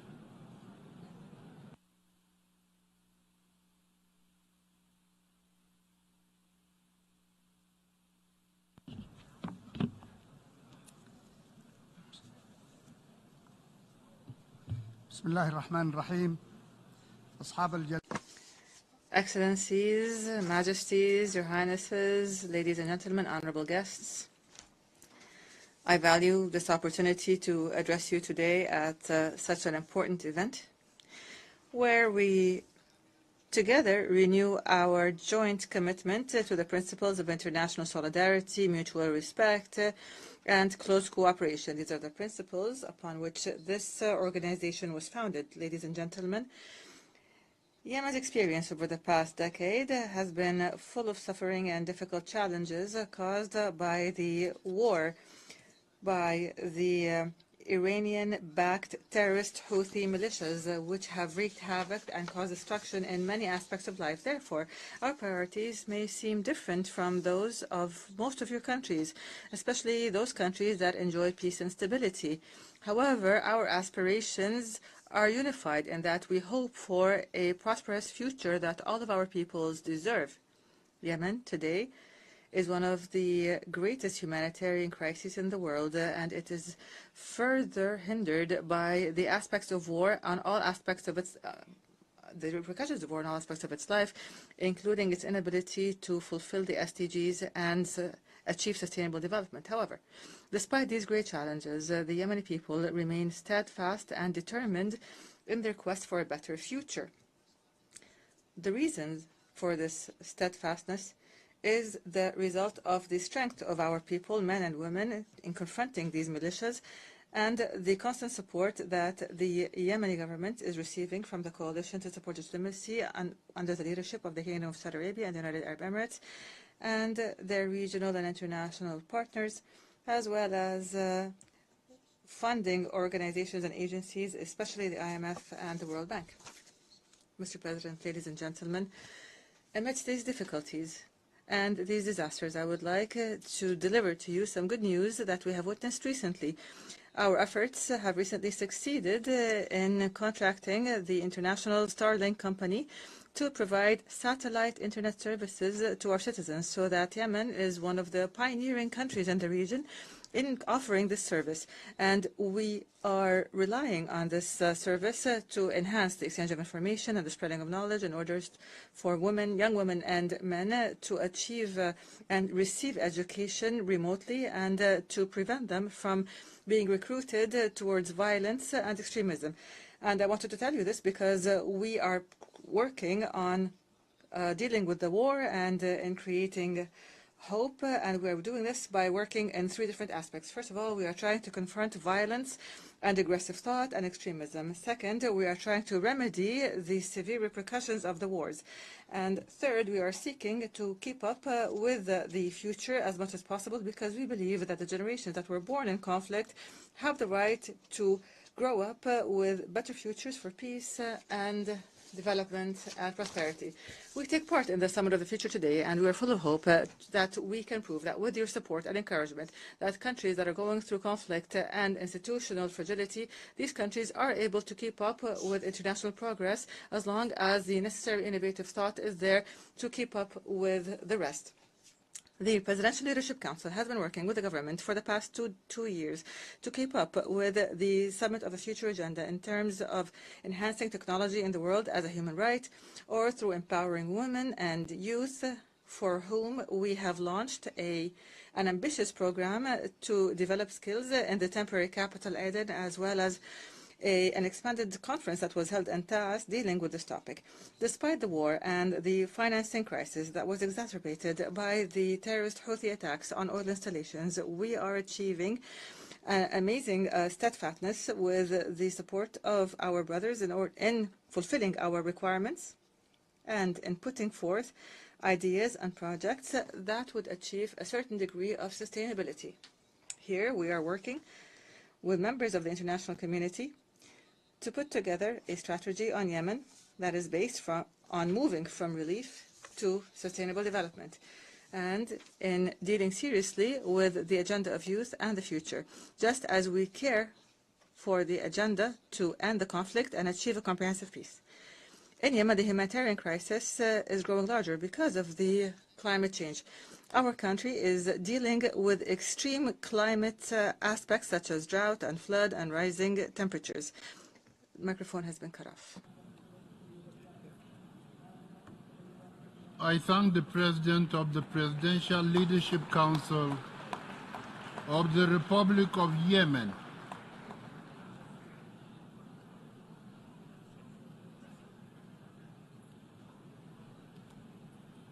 I invite His Excellency Luis Inácio Lula da Silva, President of the Federative Republic of Brazil, to address the Assembly.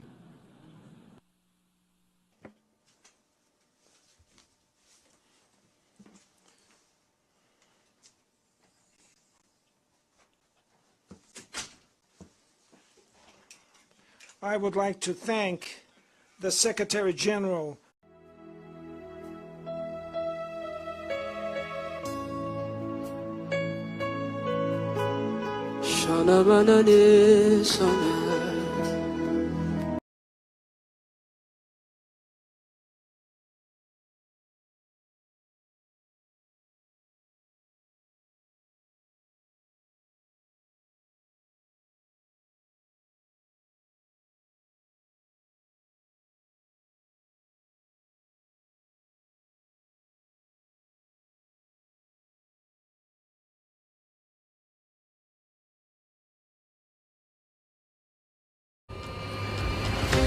I hear the sound of abundance of miracles. I hear the sound of abundance of healing.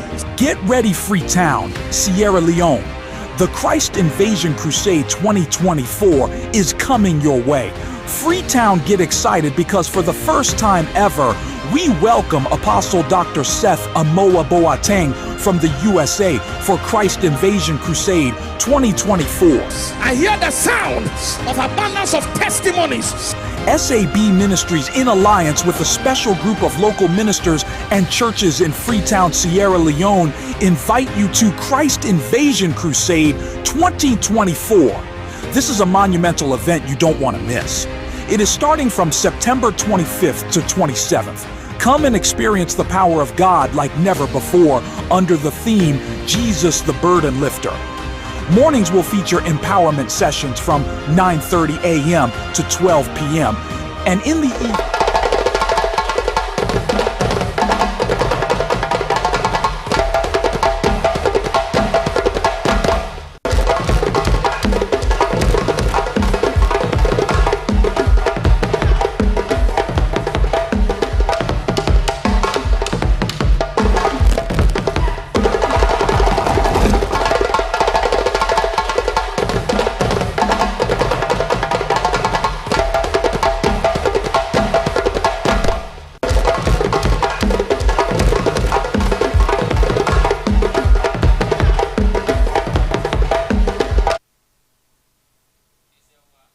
Slbc Tv va Ibrahim Kumame wa doing being Ghana. Keeping a game of being very when I'm going to pay you will say on them. Yeah, we put tomorrow in a venue. Ta a GG agreement la at Freetown International Airport here. Took one and two go with here. Call me Baluji man now we get to now we Baluji to go on now. Now we get to Friday we might get September 2024. Kevin and G. Gia television kusoton bulege nyado western area wa TV tugwana tutotwa agunya la call me keima na we ngata kugani kubino ima no nyasia JKB is a Independent Commission for Peace and National Cohesion. Yatuma Grandma Blast, Yatuan, Young, now we call we Fuijima today, but International Peace Day. Call we Guyeka Hiberta, being an hour called Yaba. So, UN resident coordinator, Elona Yukumidi, call we Fuijima, now we Peace Guidima. Call we to bed, Cometima, Kebe, Yabimabla Ati. Now we have a today with Tomato Trim and Trapata Committee. Call to Kumbe, Yemu, but it is to go to Dalukuma. Now we take bed. Giama, now we political party regulation commission. Call people that get the letter, pay as well. So, Numuya now we see Jakamata, a yellow, Kumawana, now we took we near the Binsmani conference, Kumawana. Call we to Tommy. We can hear Tabita as well. Now we go for my salon in Blam. You call on me, Sia Quita a boy on in Dwelling. Now we Timu, now we need Doc here or here, Dr. Ahmed Young Kabata, Berona Giama, now we through and reconciliation commission. Now we battle today with market. Tell him, Congo cross ye bridge nata, Kamaho got it beyond the now to Peace Bridge. So, Yehum Batibita, 2 wheel on a bill now with our table. What's now with him? August ye G waiter, Buema 203. Now we he always told him, ye bridge now we took him a ye bridge, Tatu Peace Bridge. Now we he go with the Dalakuma. So, what's in my him? No, Portugal now is surrounded with that at Tita B. Tipo bringing a bridging at that building a water fear boy. So, ye call on him, Gianna Bimabla at Freetown International Airport Theatre. To go to go and now with Baluya Avelo. Now we Baluna Abo on Puma Nani, Go, Obuje, Bido Friday, we my June Robo, September 2024. So, ye Balugita now we Obuje Breadroom, Obuemia go Liberia. Now we he Imamia go Mexico. Now we know none at the Baluna Boom, Telega, Mexico, Glamia, take Spanish La, Te Baluna Boom. To Kesiana, Yehum Pepper one or call we Baludima, a page a pin away of Gay Bido. Now we need a great Liberia with Bido, Tutorona, Ye Balunata, no Benabi, I am a registration on Benite, Guru Nova me, now we am. So, Nuna now we captain a Ye Baluna. Eke log to a beke a Pugiale. Now we hink a Seattle Bekoa, a Dilona hink na Buina a fee. Go with Ogwa Liberia, Imamia, Mexico. Now we in a Bunata, who are $20. Now we get Tamia, who got to pay him the bar. So ye Covidium, Sianatum Grady, Kay ye Balugi. Now we depend the winner him, de Luna, Fawogo. Now we need watching out to the Freetown International Airport. So you call on him. No naniga now we him, Tutu we Balugi. To one at the Mabuna now we him, Sapa Pushiakan, Salon. Now we no Frega stay and Asia, Captain Ati, Tutu we. Ye call on Muji, Giana to Kusuton, ye fully now western area where distributor. To talk to an Agunilla, call we came and now in that type of Pumiabu, ye binasian. To Kesiana 2 Yemahi, Giabimabla at ye, was see, go we ye, Mbativita be to Dalukuma, be ye, Ke Manon Tabihi, G. a pure, Ngatele Bundishia, be I am home. To you Mbatini, Kesialo 2 Yema, call we to go to Dalukuma now with him. Sentia Babima. Gianna, Siana, Fibo, and this year, Lima. He be Vega, Siriona, now with him, near Hinditana with Bogon, Gata, Bia, Tai, Fiba, Siama, Kenny Baba. To Numugiana with a year, Batinapa, always up for being Abubaka, Kama, Leona, Funka, you waffle now with your wine now. Gianna we him Fibobla at ye, cannot be tough, easier. To petty and a going call we near Hedema. na we hin potugo akili ke to ye call wa hu di ministry na basic and senior secondary school education ba tuko na tigba da na dia school bla ati bima bla ati ko we ngbateje ku ko to da ma na we de ge di si ato ama ngo ko ti hi ma 2025 bu wasi ko we ti da lo ma to ye ngbateje hi ke ministry ta to yo na hi dia na we school bla ati bima bla ati ke ma ku ko lo ye ngbateje ta tugo to da lo ma na we hi ngbateje stream a continuous assessment score na we hi punya ko we tugo to da lo ma be te ke dita agere ma hi September ye June go ma pu na we 2024 bu desia gimi ha be le ku la ma kepe na bima anasia na me ugwe ma kumima na ha be ye bu musi ale bi ha glo la ga mata ajihi na we bima bla na we Freetown international airport yata tugu na tugu bu ebitia all we balu na ma obudena na we hi Friday buima ye June go September ya 2024 kebe na diana nga atie kusuto hibina sia kutoto na agonia la koni keima nga ta pina we hi ye bi sia sia pe akuto agana o polisi ajimi ha bele kula uma oboma SLBC TV ga Ibrahim Kumo na dwe mbenga ya moro Ikori mal fami kurkasi tumestarte tsirare no kan SLBC television da kara kake isa ma mun na konse mu karana tonom antalata mfura ana papa ko kaba ko ni muri mande katri tsinga patsin tsale apa mi kana sita bom takera apa bana ai murke ka an bitinga bana do tabi to fali ba tsul pe ka lu ke pimo akoro na tsakapani abila fali da beti ani tsul pe la kati abendenga o abila fali da ni pimo yi amba molomo yire afumi to fati ngale ngani le ka ani tsul pe kan bitinga so daran kati abendenga o afuma ngi kata peta do kusotani kata sentenza no kiampi ngambe pima poto mo bangi salata anno ko lepi apitani go yatri ka akle klan pima to mo takera tati kaki kama answel sin kli kama akera ki sok mo fino ane kiti bayot government se matela in the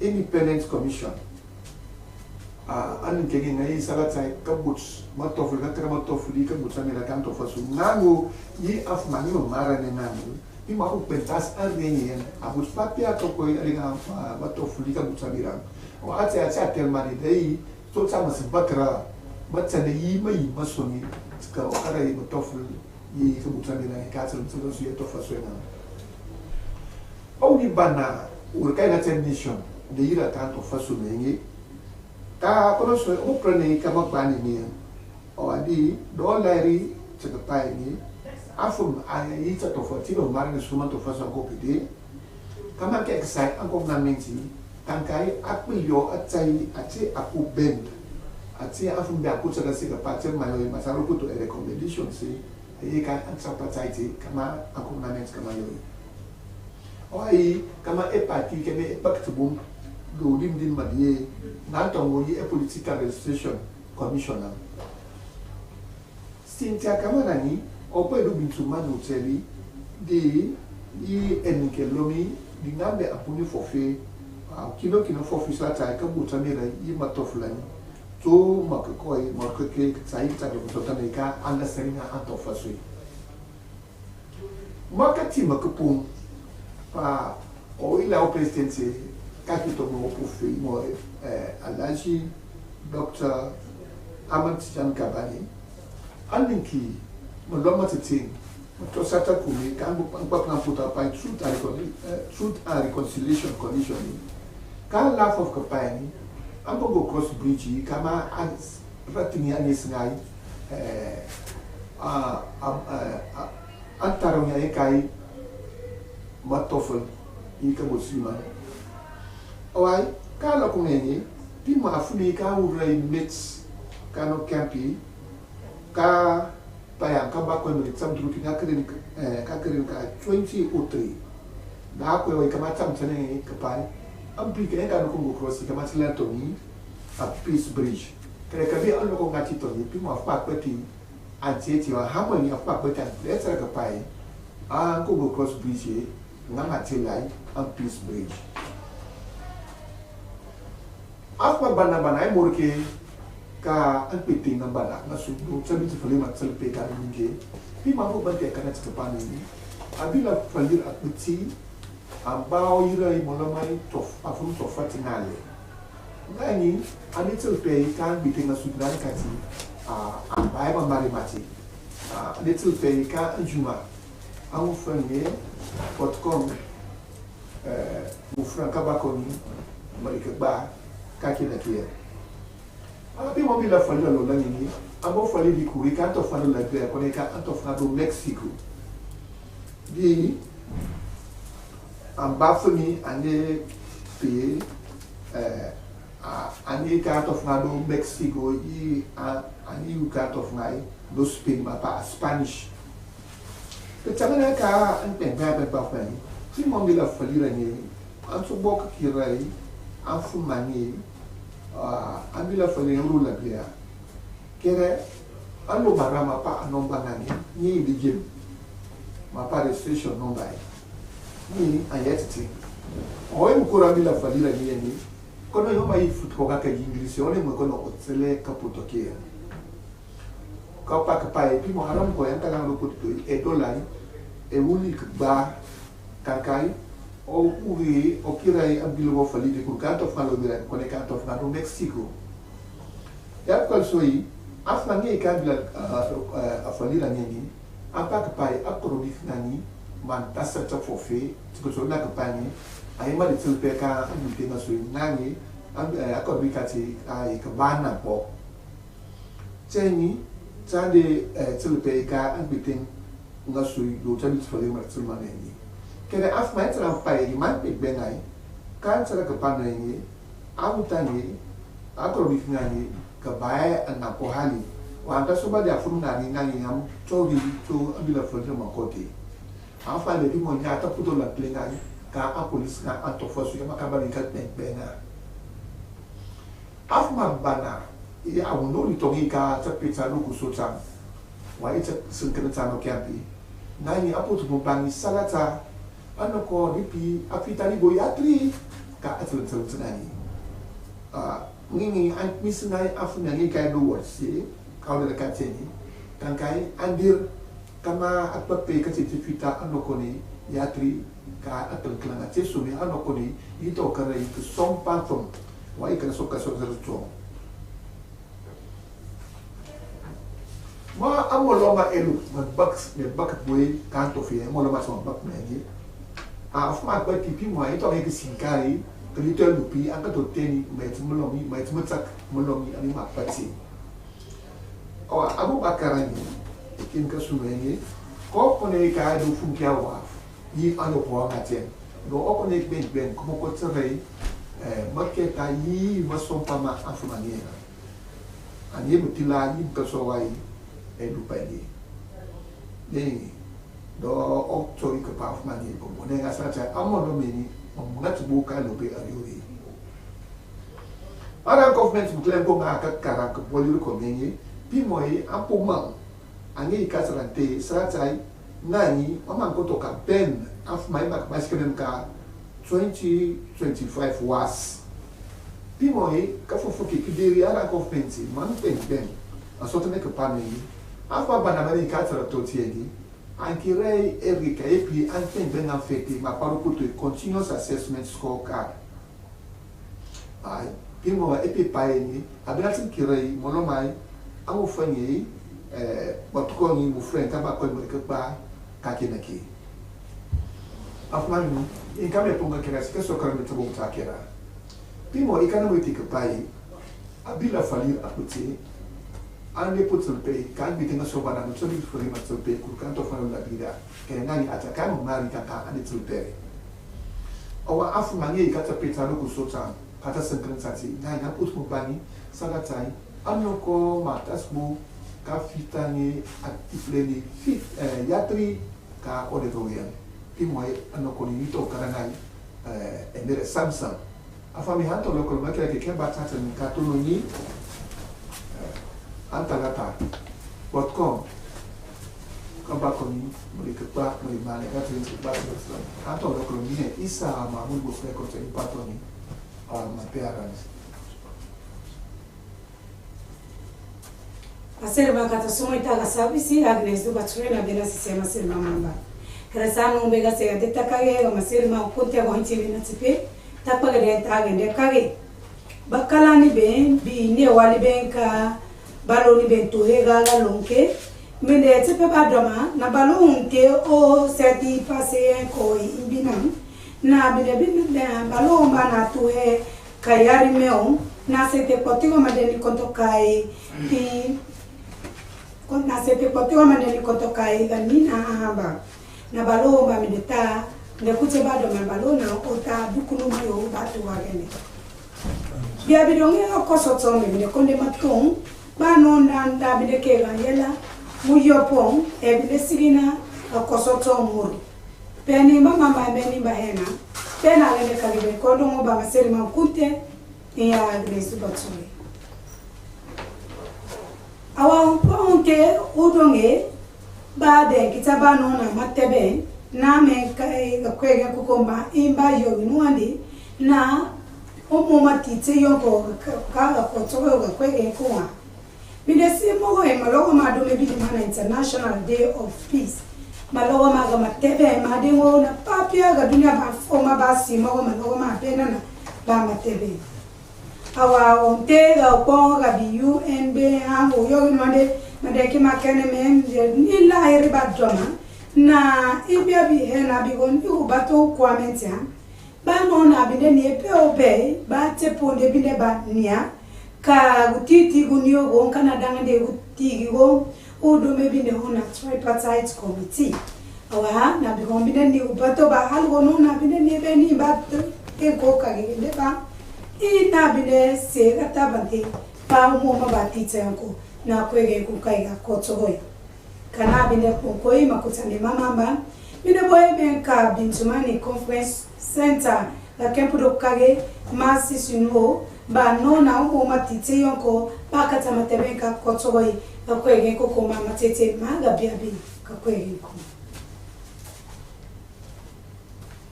na dangane guyo pogo kayamana oga wayo president wayo Dr. Ahmed Tijen Kaba mida simo wonde evidente kita kama unte kado wonde bide ba konda nodi na ega peni basi sende uyombogu bide titwa nani ende evidente ka peni batema de bine bania kalogo baba udo mebine na Truth and Reconciliation Commission ukwa huna denketi de bide kalawa ba bena na ga beni ba de katinde bine bine de tengene ba doma ngai ga ba nione ba kabrigo ga kongo kroso kabeni ba do ngonde bine bine tepe ba doma brigo ba do ga tundoke na brigo ba tundoke ba do na brigo ga matebe udo me bine na Peace Bridge kere kana bine de tikai ka ban na danga de guyombo go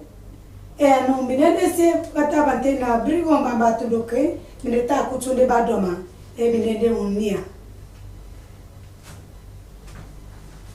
baka kotogo imaserman bakana ni bembi ni waliga ufenko ga balo ni bentuhe galonke bidebina humute pada badoma na balo unke o ile togo pase konto ko binan na na tuhe ga yarimeo na sete kotogo madeni konto kai kanina hamba awa na balo bang na ungaega Liberia baka Mexico na paseo bande ki India bingaega Mexico menega bia bingaega Spanish awa bia bembe bang bisebe kana binde tontingino ina binde titwa bakoto ba nona sebi de mahema binde kai kutakba batuhe ende ga to ebidega banga ega Liberia Awa gabia bembe bang ba ya hao yimi togo balo bang do me bino na captain ka poroto ne tepe ba do mana de yuye ta poroto awa na de tonti no de ponko e ka friend ya ba do ma na unde na utunkuno kobre o ga dole kon muli kontokai na na tunkuno de banga e ga Liberia ka Mexico ana bi de ponko e de tepe ba do ma na ne ta yuye masere manga iga radio ba domana ne kai ma yoho ba tuhe ga kempu do kage ka palo ni be tuega kere bia bembe mbam bia bina de gende kage ka balo umba o selati bia ko bina ka bia bibina bembe mbam binde ene pe mi de tepe o ba doma na de ta yu masere ma tepe ba domana bi de tema de tabasa kere ga tsetenda bide bonda bikinda ga tenko taga polisi mbe ba tituo ba koto musise bine ba la batankina masereman dia bidonge ga koso tombi minde bina konde mato ba nona kutentonda bide ba doma na metiba keni memba takisiyo go muru awa muru amba umandi umoyede ha huni ba bide ga tana kutogo yohoi na minde tuno wetu ma ba doma na bide sanyo upeto koto gende ba binde huna bigon ponkiti ande ba ya hembe ba no na bide de tiokele ba muru hamba na humuto ko fenku kenene ko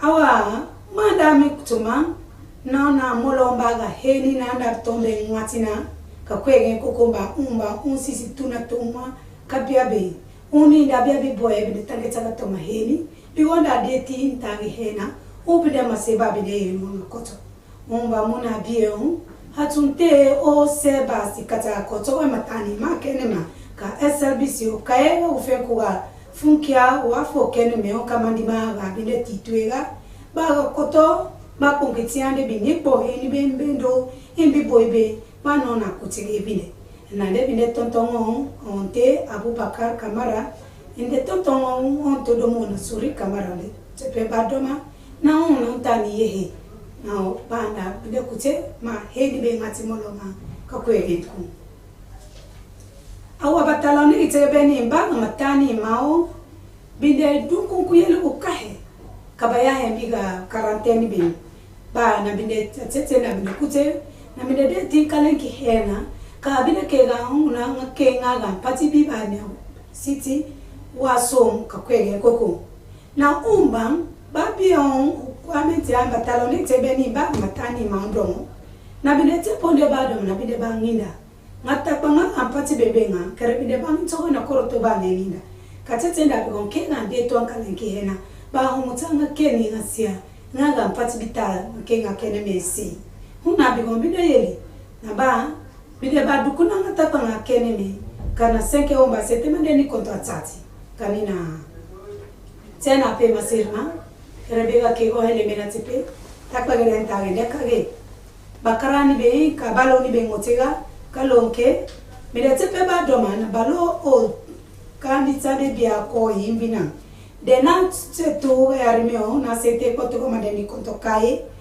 kanina ambanka lonke o kai ngata babatu hegende impase yembina bia bidonge ko kosoto me mine konde matung bano na takinda akosoto sige go muru mandi umba utunu bilituma tena pe maserma ka Slbc ya Agnes du Batsule Slbc television na tell for you snacking first the main thing them inside you workman them na the Freetown International Airport na longe don't report but 114 seater plane we no get paper for land we been land at the airport Friday September 20 this year. And people went up na Kosoto village na the western area rural district don't talk about how some people let to read na that party na the country where they money them na the community. That's the main thing inside the use me na unwaka with the full years. The Independent Commission for Peace and National Cohesion don't join hand with them partner them for member the International Day for Peace where the main talk for this year na cultivating a culture of peace. The person wey dem before for the UN na Salon, wey na the UN resident coordinator, wey we dey talk na that program dey been promise say e go work with the other partner dem for make dem support the government, for make dem go do wetin dey na the tripartite committee, the report wey dem bin pull na do and sef work with the inter-party people for second meeting wey dem bin don dey get for the collating one word go dey with the meeting wey dem say we so the guy with the all political party regulation commission. After wey the war bin done, wey the first time president Dr. Alhaji Ahmad Tijani Kabah bin talk say the war done na Salon, the Truth and Reconciliation Commission bin pull word say the Congo Coast Bridge therefore name am the Peace Bridge. Dem say we so do one waka wey na bin for make people go come together wey dem bin call the National Reconciliation Waka. Na Freetown so and that one they been be inside August 2003, and them say we so do one program na the Congo Coast Bridge Day, but them been get for name the bridge as the Peace Bridge. But plenty people don't know say the bridge na in name Peace Bridge, and say plenty people not on the corner that way day. Big alleged them na the Freetown International Airport. Don't report about one plane wey na 140-seater plane wey bin land at the airport day Friday, September 20 this year. This plane also wey fly come Liberia and for go Moscow bin get 4 people with them, where them people also na people wey na Mexican them and self na Spanish people . According to wetin the workman dem in Fenot, where them dey look inside this car so where this plane bin reach na the country, dem bin find out say the plane bin comot na one side wey dem no too sabi na Liberia, and e bin dey use fake paper for fly. The captain wey dem dey talk to am bin make like for say e no sabi for talk English, and e bin talk say dem pay am $20,000 for that ticket for comot Liberia for go Moscow. Dem be say we so no say the people wey bin dey na the plane, dem bin dey talk say the radio bin get fault wey dem bin dey use for make dem go able for do dem work dem before dem bin land at the Freetown International Airport, but wey the workman dem bin on dey do dem work dem for Fenot. Me Fenot say the radio dey work fine one.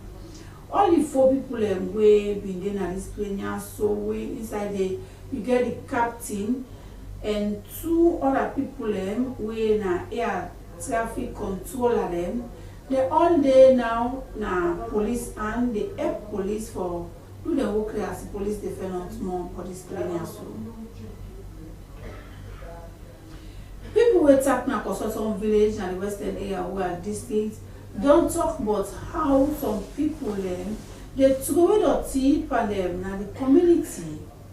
Then call for what see go put on for this kind of thing so, and do thing them we go tap them as they say. Then kind of thing they do so for throw dirty na different side in the community. It's not good and self and bug the people when they in that community they as well body business self nothing where that kind of thing they go and bog.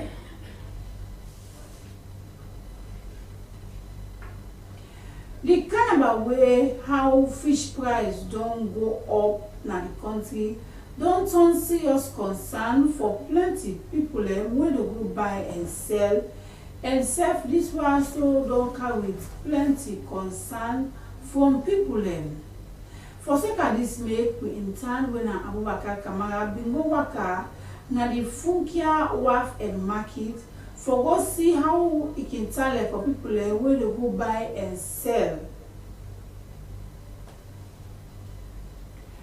The Ministry for Basic and Senior Secondary Education don't give stronger warning so people where they before na school for make them go try for they do the right thing the way they're supposed to do and not put people where they're not supposed for sit the worst for put their name them For make them go take this year WAS exam.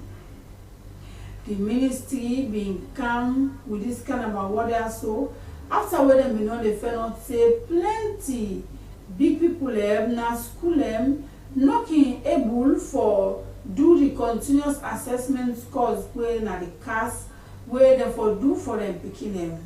The ministry say we so talk say the last day for let them enter the continuous assessment scores for the picking away for take WAS for the 2024-2025 academic year. They say it go done September 30 this year. From Buna, all this will get them for inside news for today. But before I go, let me buy back say big people where before na the Freetown International Airport na lunge don't pull word but one plane when I 140-seater plane where go land na the airport say we no get paper and now one day will be September 20 this year. Community people na Kosoton, Western area where are listed don't raise concern but the kind of way how people linking the two in a different side in the community we're not good for everybody business. Now all this will get them for inside you see na Umubakar.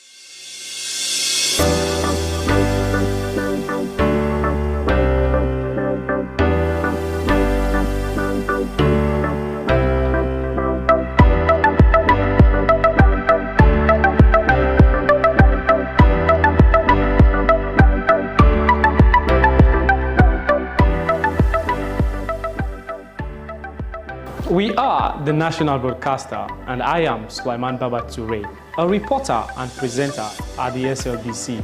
Your voice, my voice. From the commercial department, I am Regina Bangura. You are watching SLBC.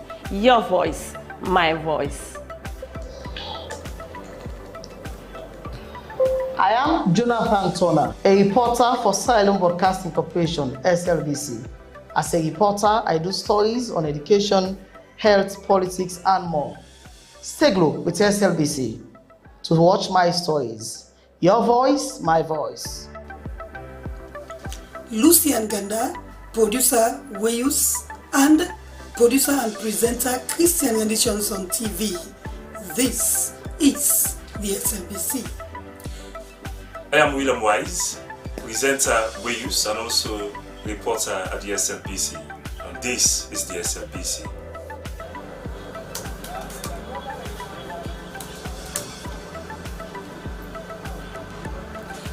I am Salma Tabak, television executive producer. I produce programs on both radio and television. I'm a news anchor, a presenter, an announcer on radio. I enjoy what I do because I serve the public service broadcaster. It's a pleasure to work with the SLBC. I am Tilly Koma, Head of News and Current Affairs Unit, Sierra Leone Broadcasting Corporation. Our news hour now covers several segments. We have entertainment, business, weather, sports, ferry schedule, and human interest stories, not forgetting politics. We are doing all that to keep you people posted on what's happening all over the country. Thanks for being with us at SLBC. Keep blue. We are the best.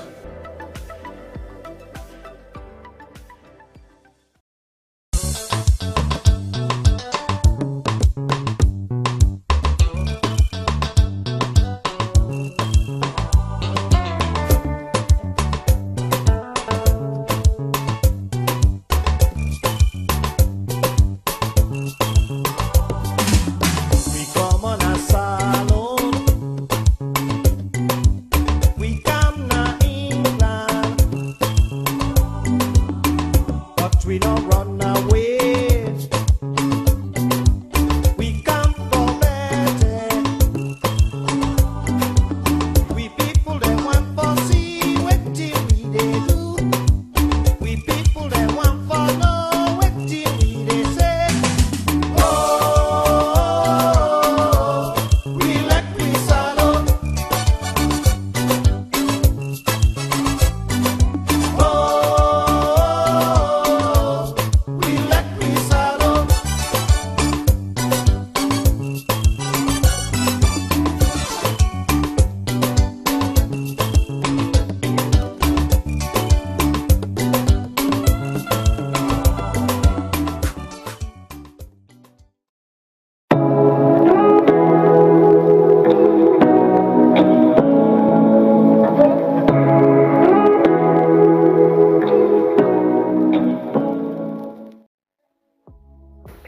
Life no go ever sweet without that thing what we call love.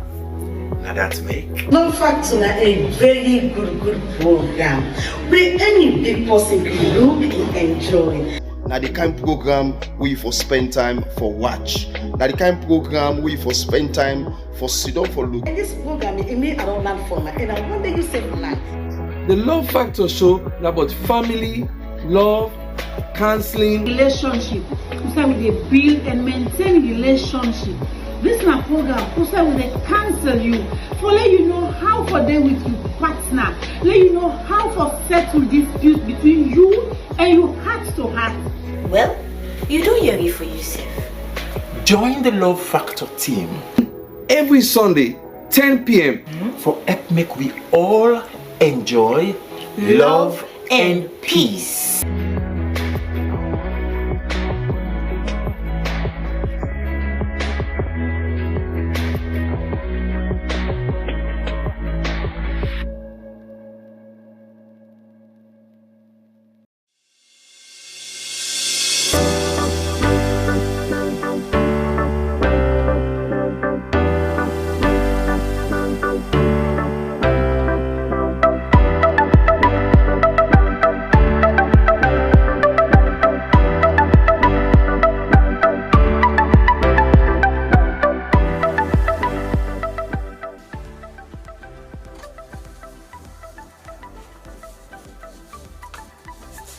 I am Aminata Fofana, a reporter, a presenter, and an anchor for the Slbc.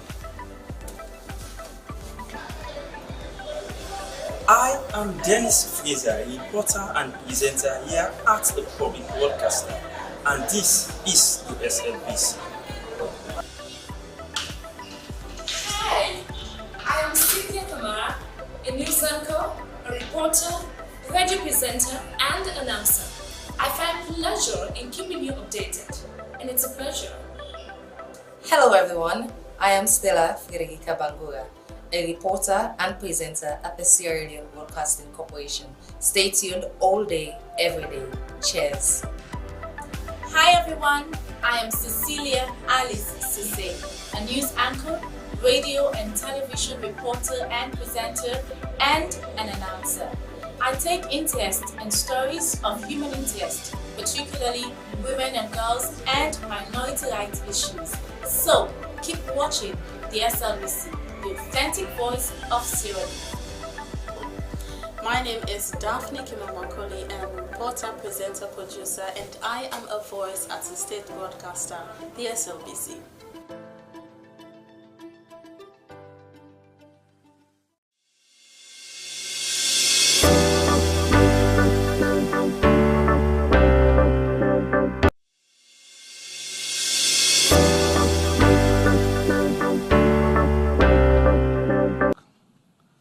Seventh President of the General Assembly, Your Excellency Antonio Guterres, UN Secretary General, Excellencies, Your Excellency Olaf Scholz, Chancellor of the Federal Republic of Germany, Representative of the Youth, distinguished delegates.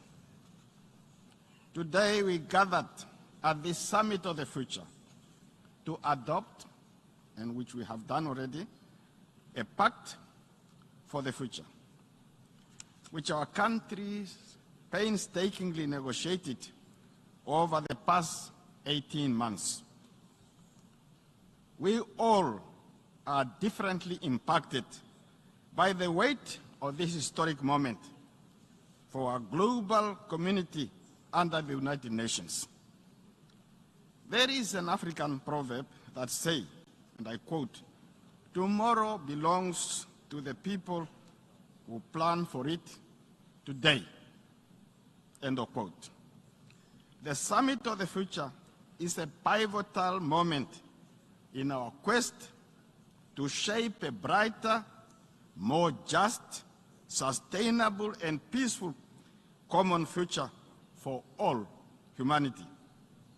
It is a further commitment to bequeath to the current and future generations a world at peace with itself, a world in which all countries and peoples are prosperous, and a world that is more loving, more inclusive, and tolerant.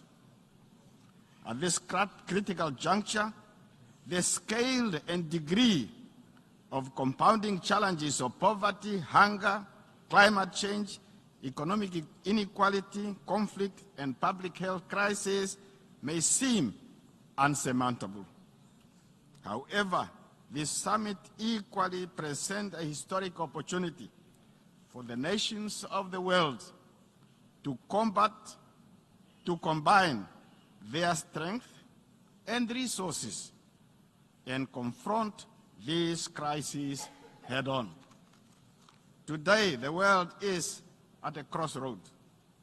One path leads to an environmental catastrophe, widening inequality, global conflict and destruction, and the rise of dangerous technologies that threaten our security and civil liberties. The other path offers hope. Hope for climate change, global peace, the eradication of poverty and hunger, and the responsible harnessing of digital technologies for the benefit of all humanity. Therefore, the Summit of the Future is a timely and urgent call to action, urging us to choose the path of peace, prosperity, and sustainable development for all. The world of 1945, where the United Nations was established in San Francisco to promote unity among nations under the rubric of "We the Peoples," is contrastingly different from the world of 2024. So much has changed. As a result, we as leaders are once again called upon by destiny to come together and forge a brighter future for our peoples. To forge a brighter tomorrow for people and planet, we must be courageous to reform international organizations, including the United Nations and its Security Council. A new multilateralism, one that truly works, must rest on 4 key pillars of UN reform. First, the UN must empower nations and regions to adopt comprehensive pathways to provide economic opportunities and prosperity, underpinned by environmental sustainability. Second, the UN must strengthen global agreements and institutions to ensure the effective implementation of the Sustainable Development Goals. Thirdly, the UN must be equipped to finance these goals through an innovative global financial architecture.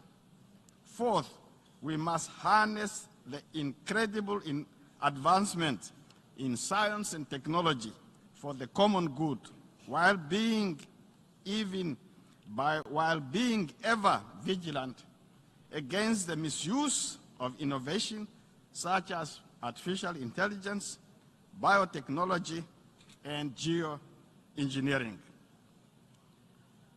The Pact for the Future set out key global priorities for humanity, which are sustainable development and financing, international peace and security, science, technology, and innovation, the empowerment of youth and future generations, and global governance.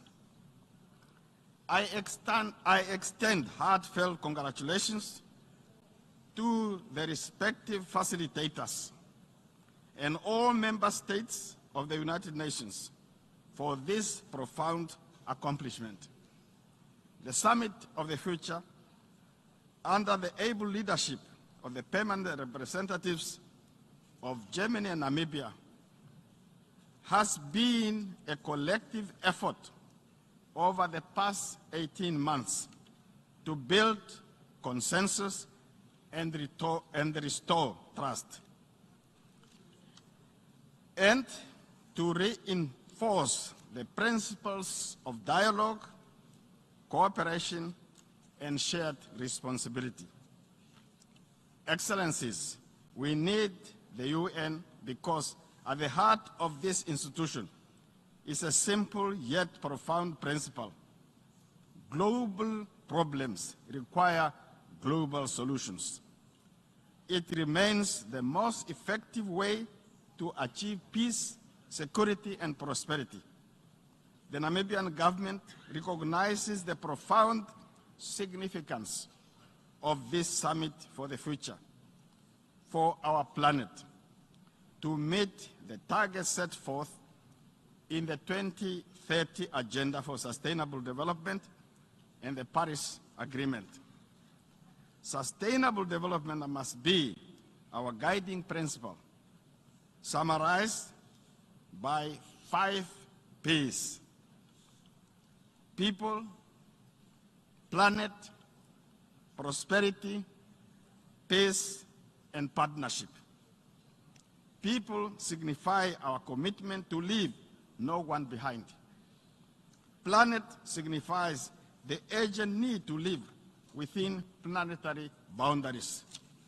Prosperity calls for extending the benefits of modern education and technology to all.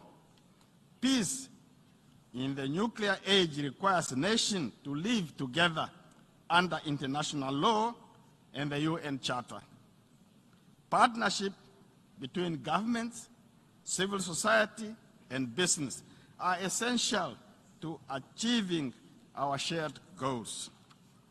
We must leave this summit with renewed commitments and concrete action plans to eradicate poverty, eliminate hunger, tackle climate change, and build a global economy that works for all.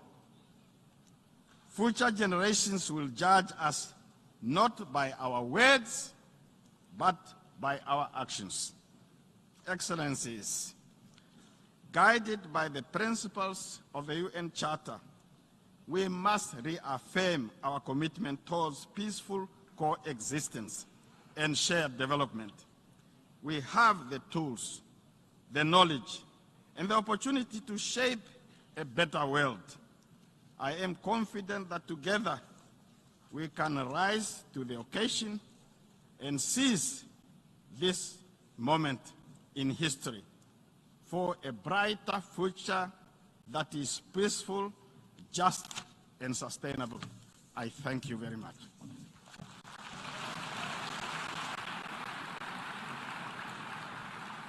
I thank the President of the Republic of Namibia. We have heard the last speaker for the opening segment. Before giving the floor to the first speaker on the list of speakers, delegations are reminded that statements are limited to 5 minutes for participating states and 3 minutes for other statements. Pursuant to Rule 72 of the Rules of Procedure, when a representative exceeds her or his allotted time, the President shall call the Speaker to order without delay, which will be done by means of automatic microphone cutoff. In accordance with Resolution 72/313, the all protocol observed principle is recommended, whereby participants are encouraged to refrain from listing standard protocol expressions during their statements. I would like to appeal to speakers to deliver their statements at a reasonable pace so that interpretation into the other official United Nations languages may be provided properly. The list of speakers for each meeting shall be completed, and no speaker will be rolled over to the next meeting. Speakers who are not present when their speaking turn comes will be automatically moved to the next available speaking slot within their category at the same time. Finally, after the Secretary General's departure, the Secretary General's seat at the podium may be occupied by his representative. If I hear no objection, we shall proceed accordingly. It is so decided. Members are also reminded, in accordance with Resolution 76/307, 4 interactive dialogues will take place in the Trusteeship Council chamber in parallel to the plenary meetings. The first interactive dialogue has already started at 10 a.m. I invite His Excellency Julius Maada Bio, President of the Republic of Sierra Leone, to address the Assembly.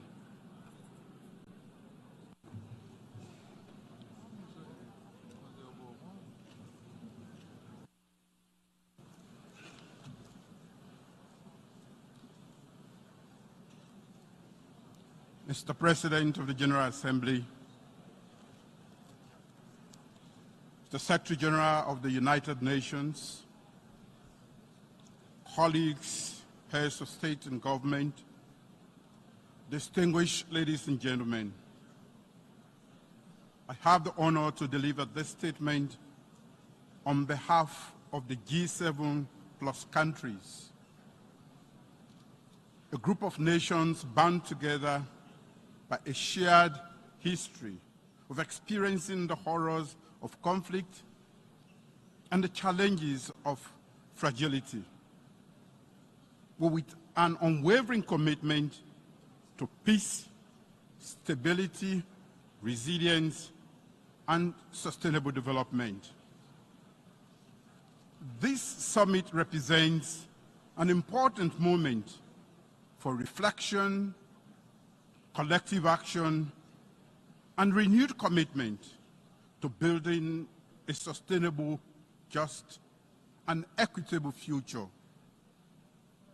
As countries deeply affected by conflict and post-conflict circumstances, we understand all too well the cost of instability. The urgency of a united global response to build a future of peace, prosperity, and justice is a shared responsibility that cannot be overstated.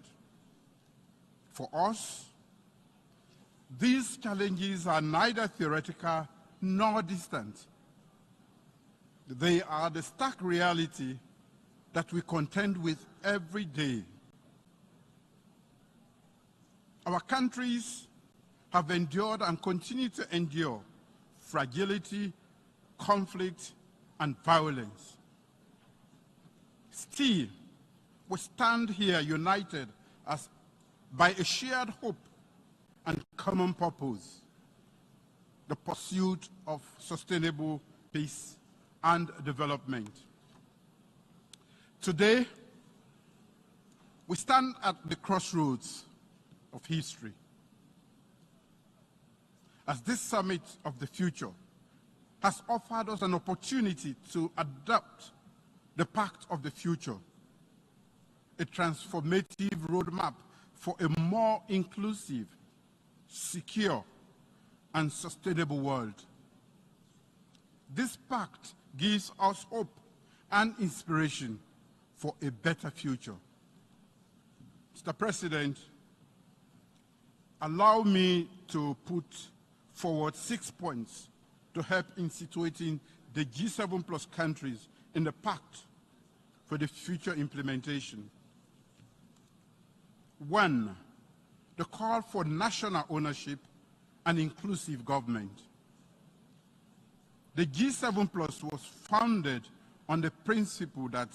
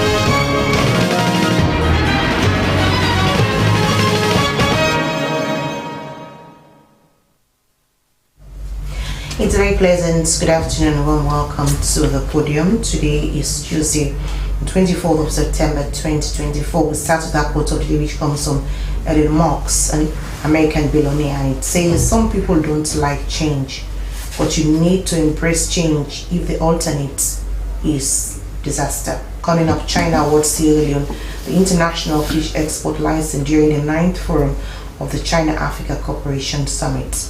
16 people so far been confirmed dead at the collapsed building at Shelny Road. Minister of Basic and Senior Secondary Education talks on the deadline for continuous assessment 1 for 2024, and thousands displaced at the Iliboya community as a result of flooding. All these issues, including your messages, which you can send to 030 719. You can follow us on our Facebook page at Slbc TV. It's the podium.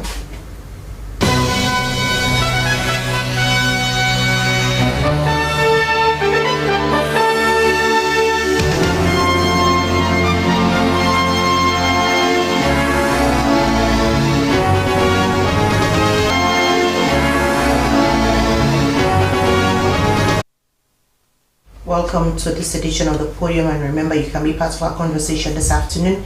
Sending your text to 030073719. We start the podium this afternoon with a press conference held yesterday by the Minister of Basic and Senior Secondary Education. The conference was to draw the attention of heads of schools, parents, and the public to the closing date for the uploading of the continuous assessment scores 1 into the white portal. So far, according to report, the numbers are not encouraging. For more on that, I have in the studios a communications officer, Minister of Basic Education, Augustine Bani. Good afternoon, Bani. Welcome to the program. Good afternoon, Salma. Good afternoon, viewers. Is history likely to repeat itself, even at this point, still struggling with CAS 1 for upload? 3 days to the 30th. We are going to ensure that history, in this case, does not repeat itself as a ministry. Of course, we experienced a very ugly situation during the last conduct of the WASC exams, the government exams, which attracted the opinions of politicians and the public alike about what we do as a ministry. So we are by any means not satisfied with that, and we wanted to prove that the ball does not stop with us. We have to ensure that we do the right thing. Last year we had a situation where a lot of social media rounds we are saying that over 150,000 kids we are disenfranchised from writing the exams, and that was the reason because their principals did not upload their continuous assessment scores, and one in particular in the WAEC portal. So that resulted into governments having to pay for private WASC exams, this November exams, and so we all learned the lesson. Government is going to pay for over 6,922 candidates to write the private exam, which is 4 times expensive than the government WASC.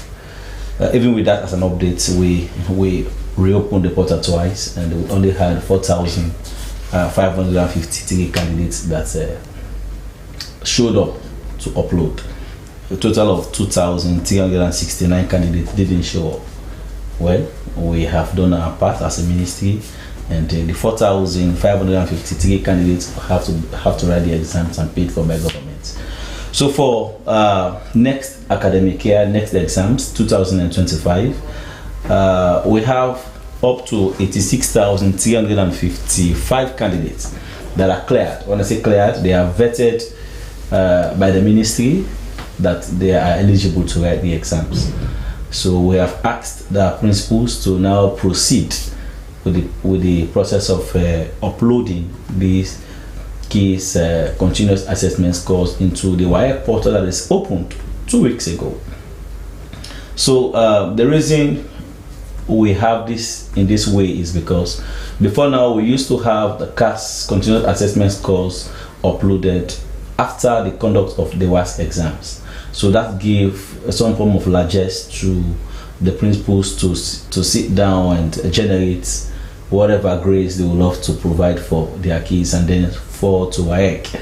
Okay, that has its own downsides. One, that they did it so very late certain times, and that resulted into having the result released late. So WAEC was frowned at that. So they decided to say, no, let's also have a system that will provide accountability, where we'll have to be uploading the performances of our kids in the form of continuous assessment yearly. So if kids in SS1 promote to SSS2, their performance for SSS1 should be used as their continuous assessment score and uploaded into the WAEC portal.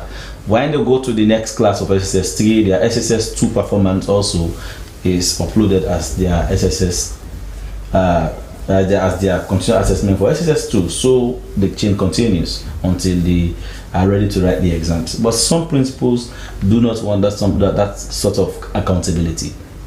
Because we have also learned that some principals who have to be collecting monies from people calling passengers from outside school, they come and pay 2,500,000 and they are enrolled into the school system to write the exams, and government pays for them. So because we want this, they have seen that this system would have a trace of the candidates, they want to ignore it. But this is not a situation where you have to. This is Ministry of Education saying, comply with the WAEC principle. We are saying we are going to upload year 1, year 2, year 3 cards before the candidate is qualified to write the exams. So as we speak, we have cleared up to 86,355 candidates for next academic year to write the exams, and that is about over 700 schools. Salman, the disheartening thing is, even after 2 weeks, we have done that. From the 86,355 candidates, only as per yesterday, only 8,013 candidates continuous assessment have been uploaded. So for both private and government? Yes. Imagine from 86,000, only 8,000 candidates have showed up. So the situation here is we have the deadline on the 30th of September 2024. And without CAS year 1, there is no way a candidate will write the exams. CAS year 1 is a prerequisite. That's the first thing, because that's what we want to see.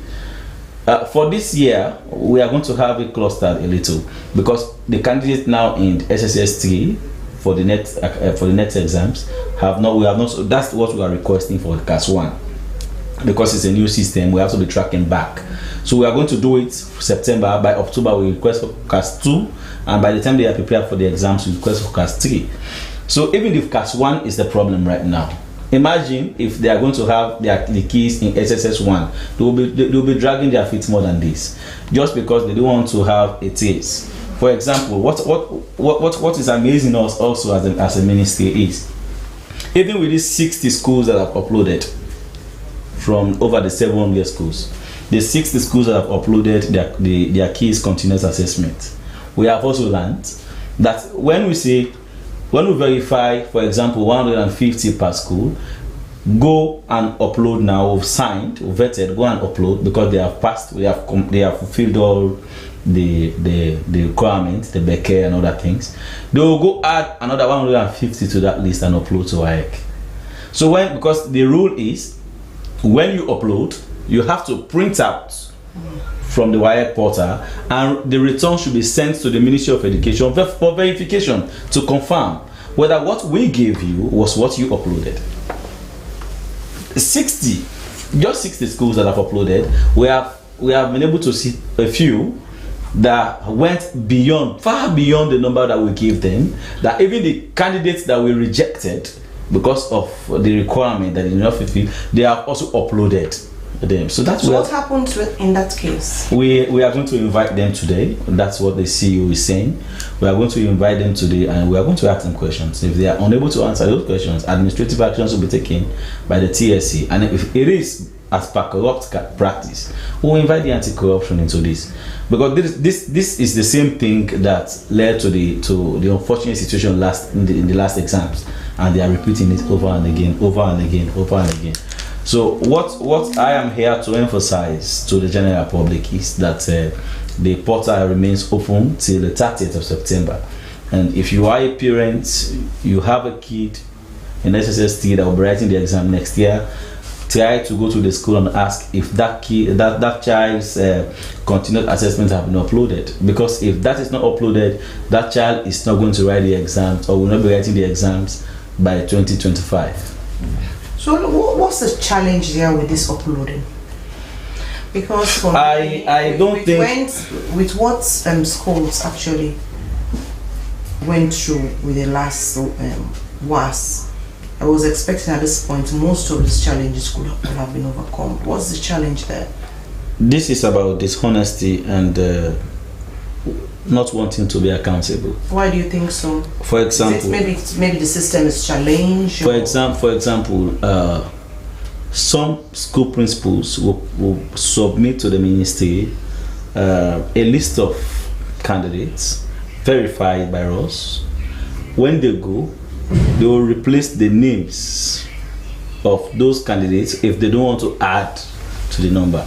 They will replace the names of those candidates with other names, simply because the names that they have do not pass the Becker. So they will submit names that have Becker.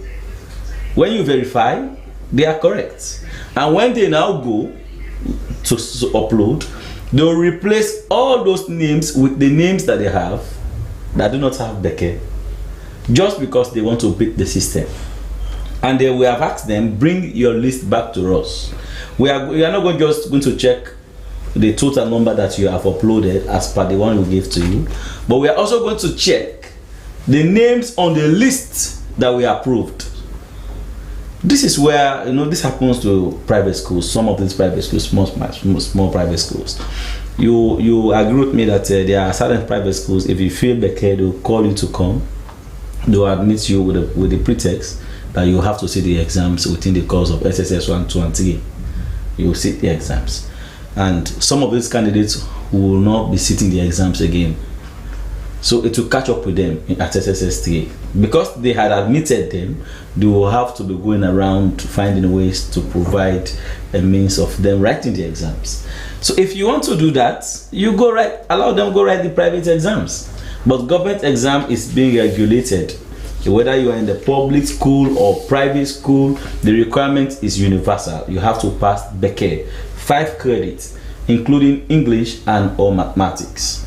It's clear. Unfortunately, some of our candidates have the 5 BECE, but there is no mathematics or English. So if you don't have mathematics and English, you are not qualified. So what few challenges we are having, for example, with the vetting. Another challenge we're having with the vetting is where a whole school, maybe they will send in candidates of 400 to write the exams, and only maybe 100 of those candidates will really pass BECE clearly. So what they do, and they know what they do, they will use those 100 candidates that have passed BECE clearly. Their ID numbers is what they will share among the 400. So they will distribute that's 100 correct WASC candidates and BECE candidates numbers to all the other 300. So when you check, you will see that this candidate passed BECE. But when you check the name on the WAEC portal of the candidate that passed BECE is not the same name that is submitted on the list. All they wanted was for us to prove that this person passed BECE. That is also another corrupt act. So those are the things we are facing in the vetting process. You could see that last year or year before last, we had 240,000 candidates that wrote the exams.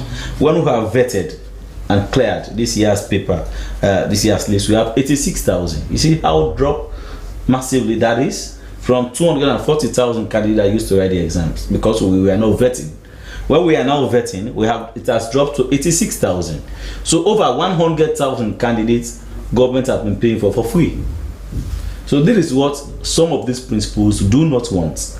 They want a situation where they will be given the free opportunity to just be uploading, making monies from government cover or from government's labor, or using their offices to generate income. That is what they have been used to. So now they are seated. They know the 30th is the last day. They will wait until the 30th. They will come to the media again shouting, go to social media. They have deprived them. There are so many candidates are not going to write the exam. The thing is very simple. You have the candidate. You had these candidates in SSS1. They have been promoted to SSS2, SSS3. You have their scores. All we need from you is, if they were genuinely your kids in SSS1, now upload those grades that you gave them that let them promote to SSS2. Just upload it into the WAEC portal. That is what we need at the CAS. What is the big deal if they were in your school? Now they are sitting back, saying no, we're not ready for that. And WAEC, I don't think WAEC will be willing to extend the time after the 30th, because we have been begging all over the place for extension of the portals or reopening, and this is not even good for Sierra Leone, because WAEC is not just Sierra Leone's entity. We have 5 other countries that are part of WAEC. Sierra Leone should not be the only country begging all the time for extension of the reopening of portal. This is an opportunity we have gotten where we have the chairman and the vice chairman, Sierra Leoneans. Let's give them the opportunity to work. The 30th of September, Salma, with May ending, is the last day, is the deadline for the closure of the CAS 1 portal. If any principal does not upload, he or she has to have herself to blame, because the ministry will take actions administratively. Okay, so let's talk about the technical aspects of this CAS. What are schools actually fulfilled the technical aspect of uploading? Because that could also be a challenge, because if you look at the previous concern from last year's, was most of these complaints also related to the technical aspect of the I would love to say kudos to the House of Parliament for this, because that was an outstanding challenge that was pointed out by these principals.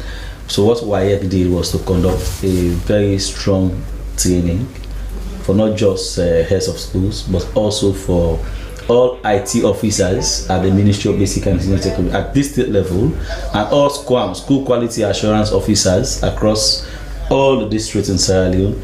They are not capacitated. The press release that we sent out yesterday was very clear. If you know that you have any challenge with the upload, go to the district office. We have people there who are sitting waiting for you to do the job.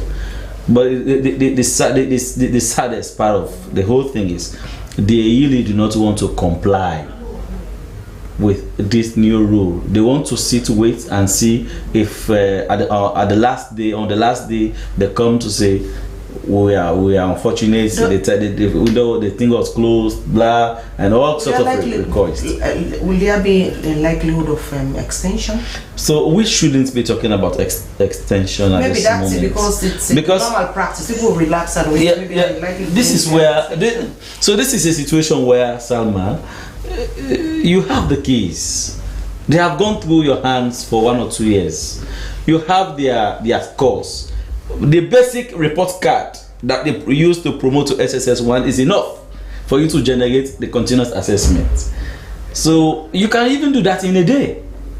What is so very big that you have to be asking for extension for when you have a whole week or two? You had 2 weeks before now, 3 weeks before now to have done the job. No, you have to wait until when the last day has come to say, no, please ask for extension for what? This is not where they say do it in the next 24 hours. They said you have 3 weeks, 1 month to do the job. 3 weeks is gone. Now do it in 1 week. I still do it in 1 day. So it's not where that I have to wait until you finish before I do mine. Somebody has to wait. We can all do it together. 7-day schools can still do it together in 1 day. It is just an attitudinal problem, Salma. Okay. They just want so to what sit would be the penalty or penalties for this behavior? Let's say at the end of the day, out of the 700, like you just so far, as of yesterday, there was something like 8,000 of them. 8,000 out of 86,355. Maybe at the end of the 30th, you cannot even get up to 50% of the schools. What happened? So we have employed the services of the DD. We have heightened their functions in this manner. We have said, go to the people now if they don't want to come to you. You go to the schools, you know the schools. The school quality assurance officers now are now going to the schools to meet the principals to say, let me see your status, the status of the CAS upload. If you have not uploaded, I'm going to do it for you now. That is what we are not policing them to do it. But this shouldn't be. And by the end of the day, if any principal fails to upload, that principal is going to be brought to book by the Teaching Service Commission. Well, they will decide what to do administratively. But also, in the process of you uploading and you really want to beat the system, we have verified and vetted a certain number of candidates in your school, and you go against or above that number, or you go remove names and replace them with other names that are not verified and vetted by us, that is also corrupt act. We'll take you to that Anti-Corruption Commission. All this is happening, Salma, because of greed. Principals want to take more, get candidates who are not going to school, bring 2,500,000, come, let me input your name into the system, because now the system is now saying these are the requirements you need to fulfill. They are hesitant to go through that, because the reality is there are no records of those candidates they want to submit. So the best they could do is let's wait. Last day we'll rush. They will give us time, and we're not going to give them time. Okay, continue to be with us. He is Augustine Bami Anthony, Communications Officer, Ministry of Basic and Senior Secondary Education, giving us update as to the press conference yesterday held on so far as the CAS 1 entry. As of now, out of 700 schools, just 60.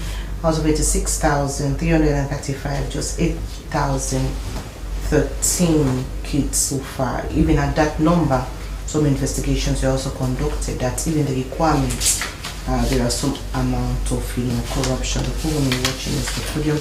Let's move on now to another issue this afternoon.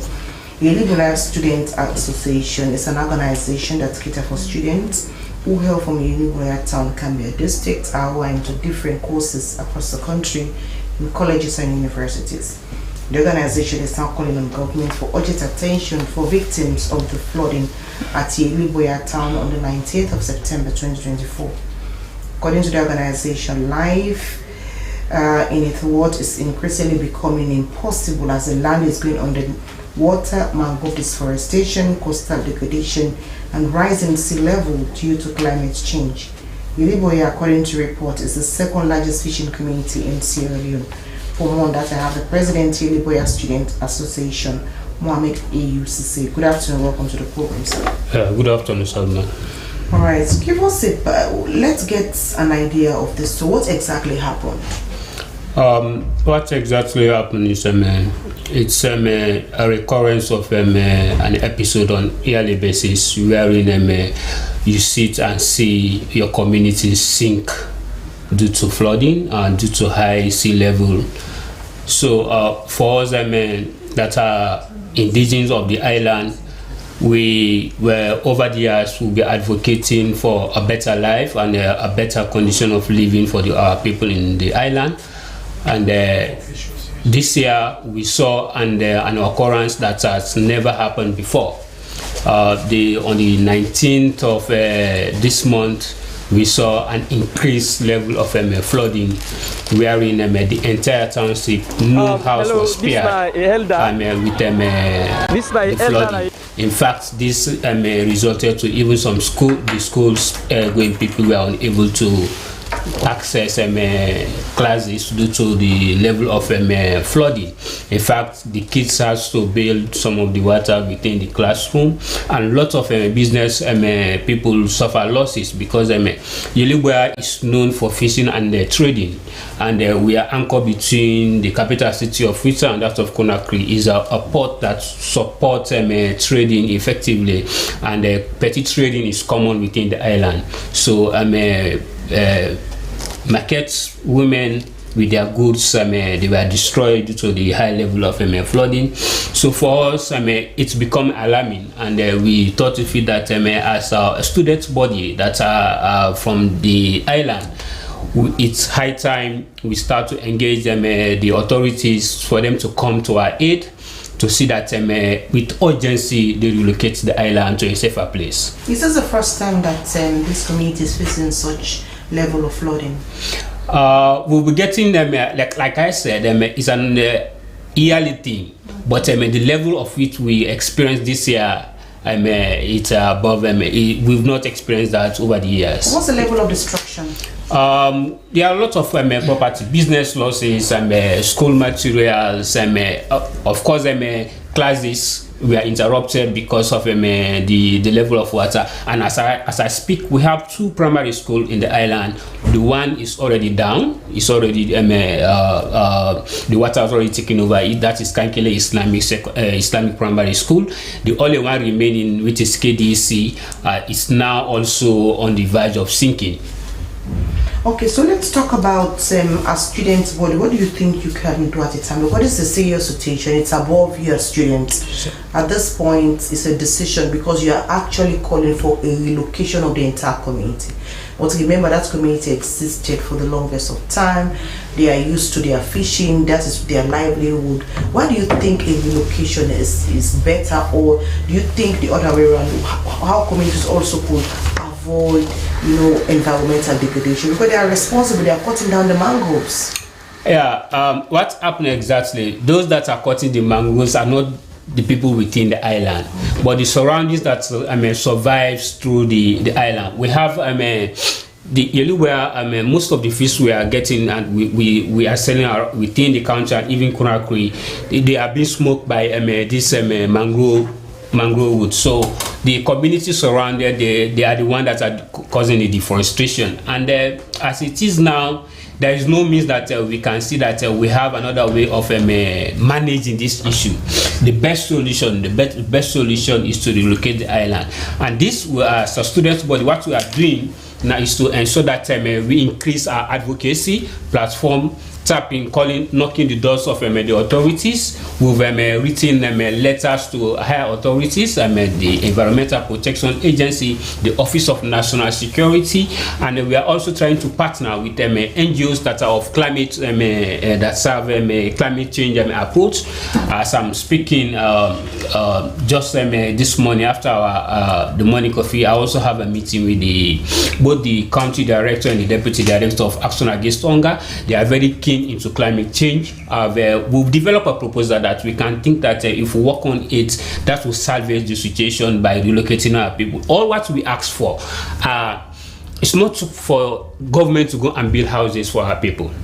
What we are asking for government to take the lead by what? Getting legal frameworks that of human rights interest, that's one, and also ensuring that land system that will be favorable for the relocation of our people, and getting the basic social amenities that we currently have. For example, the primary schools. We have the 2 primary schools. We have a peripheral health unit. Currently, we have a community health center, and if we have in the new location a community health center, we have the mosques, a market, and that of a good road network.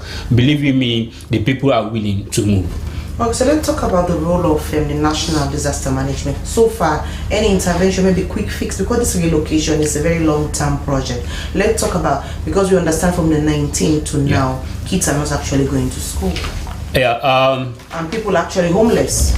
We've not got the aid of this national authority coming, but what we are doing as students body, we have our colleagues that are also indigenous of the island that are overseas, and the student members. But they are in charge of disaster. Yeah, so yes, they will not be able to come to our aid. But for our people to continue their life and for their living, what will be done to raise some contribution for our island, to see how best we can mitigate for certain things, we support them.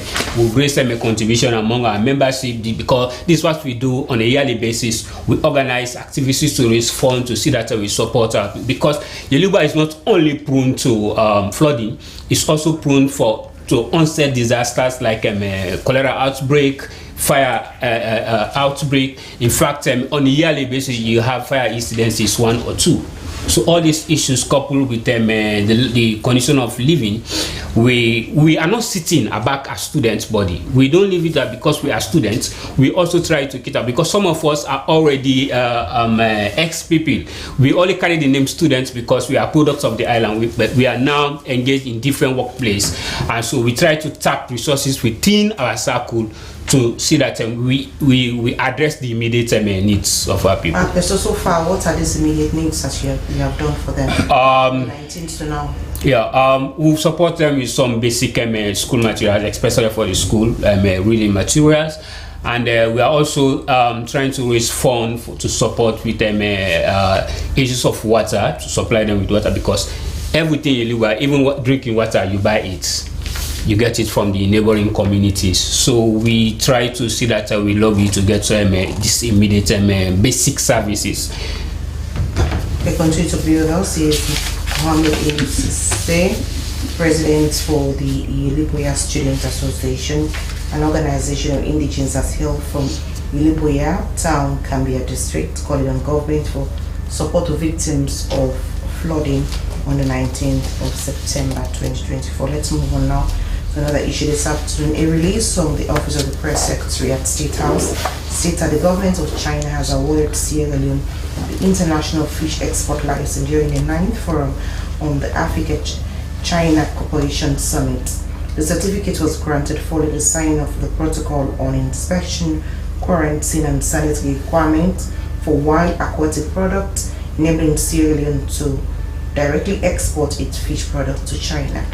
So what does this mean for the country's fishing sector? Having the studios, Sheikh Hussein, Head of Division, Artisanal Fisheries and Aquaculture, Artisanal Fisheries and Aquaculture, Head of Division, Ministry of Fisheries and Marine Resources.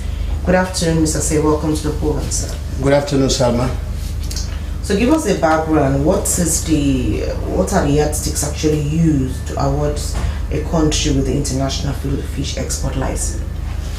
Well, an international fish export license, like the one granted to the government of Sierra Leone from the People's Republic of China, is a huge success. It opens the fish trade window, international fish trade window. It brings an opportunity to get more revenue as a country. It also brings on board more opportunity for the fisheries entrepreneurs, the small-scale fisheries, the industrial fishery, fishing companies, people who want to export fish, for example, to international market. China has one of the biggest international markets, and China is it's a mega country when you talk about fish and fisheries products. You know, they are a mega country. They consume a lot of fish. You know, fisheries product, shrimps, for example, is a delicacy in China. You know, if you talk about sea cucumber is one thing that is a blood thinner. It can actually prevent people from having heart attack. It is a delicacy. You know, you talk about seaweed in countries like China and other Asian countries. It's a delicacy. Seaweed soup is very expensive. People can pay up to $50 for one small soup of seaweed. You know, some other countries are culturing them. These are all export opportunities. Sierra Leone is known for barracuda. We have a lot of barracuda. We need to make more money from it. We want to open our window of opportunity to trade fish. We have the surplus of the oceans. We have a lot of fish. Around 500,000 metric tons. We are looking for countries to export the surpluses of our fish. We will sell in the local market, but our population will not be able to consume all the fish that we catch. So we want to export. And China is one of the export destinations that the Sierra Leone government, the Ministry of Fisheries, led by the minister herself, she was going to be here, Mrs. Princess Duba. She came and she's been working on that. She wanted to see Sierra Leone have an opportunity in the Asian market, which is a mega market. But how can we get this direct opportunity? We already had opportunity of indirect export. Our fish is going to China as I talk, but is it directly going? No. How is the labeling? The cartoons are labeled as if the fish is coming from another country because we do not have the international export certificate. So with this one now, our company, Sierra Fishing Company, Sabco Fishing Company, Okiki Fishing Company, in fact, Okiki that we call OK Global, they have been in fisheries cooperation with China for a very long time. You know, there will now be direct export, which brings an opportunity of lower tariff. Let our people understand that. Some people will say, oh, but we have been exporting to China. Yes, even now, our fish go to even Europe, but it's not direct. Because if you have a cartoon that is not written on it that this fish is coming from Sierra Leone, that's indirect export. Now we will have fish coming from Sierra Leone, brand. It's going to be written on the cartoons from Sierra Leone. And then there are tariff regulations in the international market, in the international fish trade regulations, that brings down tariff for certain countries that are developing countries. Countries that actually need food, you know, to develop their economy.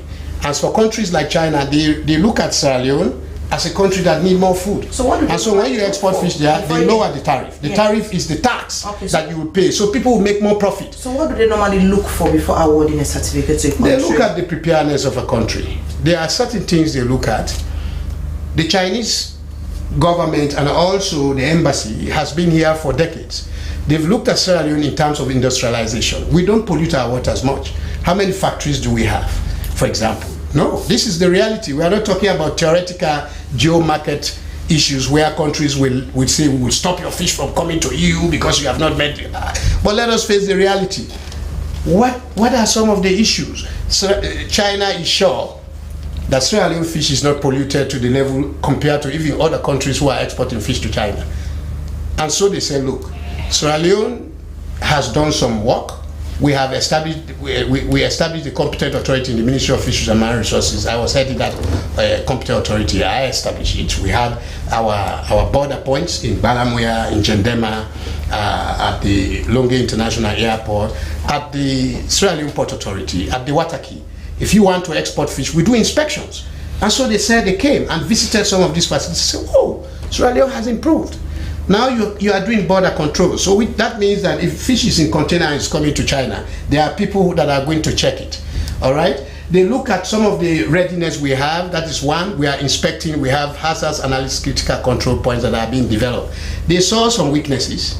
They say, okay, Sierra Leone do not yet have, the Ministry of Fisheries, Sierra Leone don't have an accredited laboratory yet. And so, but does that mean we are going to prevent them from having access to our rich market? No, they said no, we cannot create this as a barrier because Sierra Leone do not have an accredited lab to test for microbials, for example, microbial organisms like Escherichia coli. They have to test for it, Salmonella and all these. We don't have it. They have to test for heavy metals, how contaminated our fish. We don't have it. But they said, look, that is not a barrier even for exporting fish to the EU. We will make available to you a laboratory in China, and that your products can be tested when they come in, and if they are not within the threshold has allowed for our organizations, then we can reject them. But if they meet, then we cannot prevent you from exporting. So you get the benefit. So are you comfortable with the Asian market, even when still for selling it could have been a dream to actually penetrate the European market? Up to this moment, there are challenges. In fact, the weaknesses you now mentioned, actually these are some of the areas that the EU market is still looking at. That those areas have to be addressed before allowing. Salma, the EU market is open to everyone, including Sierra Leone. We have to be able to test our products to meet the requirements. We had started the EU regulations when I was heading that unit for the past 2 years. We started the process. In fact, the first samples, I took samples to Ghana Standard Bureau. Guess what? When they tested our samples, I took some barracuda there, I took some snappers there, took some groupers there, etc. When they tested our samples, even the samples that had to secrete histamine, for example, the barracudas, when they were within range. We have the reports. These are some of the reports that the Chinese people also looked at. So why is the European not actually using the same? No, the Europeans. Let us understand something. We have something that we call the political economy of fisheries. I didn't want to talk about that, but because you are stressing on the Europeans, let me bring this to the fore. The European Union have declined their resources. They need a lot of fish from African countries that have exclusive economic zone, and they have more fish. But then they have their requirements that they set that you have to meet. You have to meet all these requirements, the minimum requirement that present the guarantees in the EU. We have met some of these requirements. There are others, like having a laboratory in country. They said that's not a requirement, but then you have to upgrade your hygiene sanitation to our own requirement. The EU have their requirement. The Chinese government have their requirement. Other countries have. And so we are doing the EU standards, what you call official controls, at the same time doing the official controls to meet the requirement of other countries. China think we have guarantees on the ground that is equivalent to what they are looking for, and so they can accept our fish. That does not mean the EU should say we are also going to open, but I can tell you that is the beginning. That is the beginning. That opens the window. It might even shorten the time of period that the EU might open their window for us to export.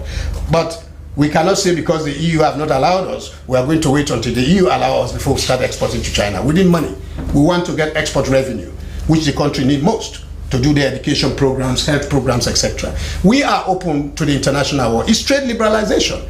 If the Chinese government, supported by our ambassador on the ground there and our able ministers, we as technical people will be working together to meet what are the things that the Chinese people are how are you going to ensure that even with this certification by China, some of these weaknesses and areas of improvement should be looked at?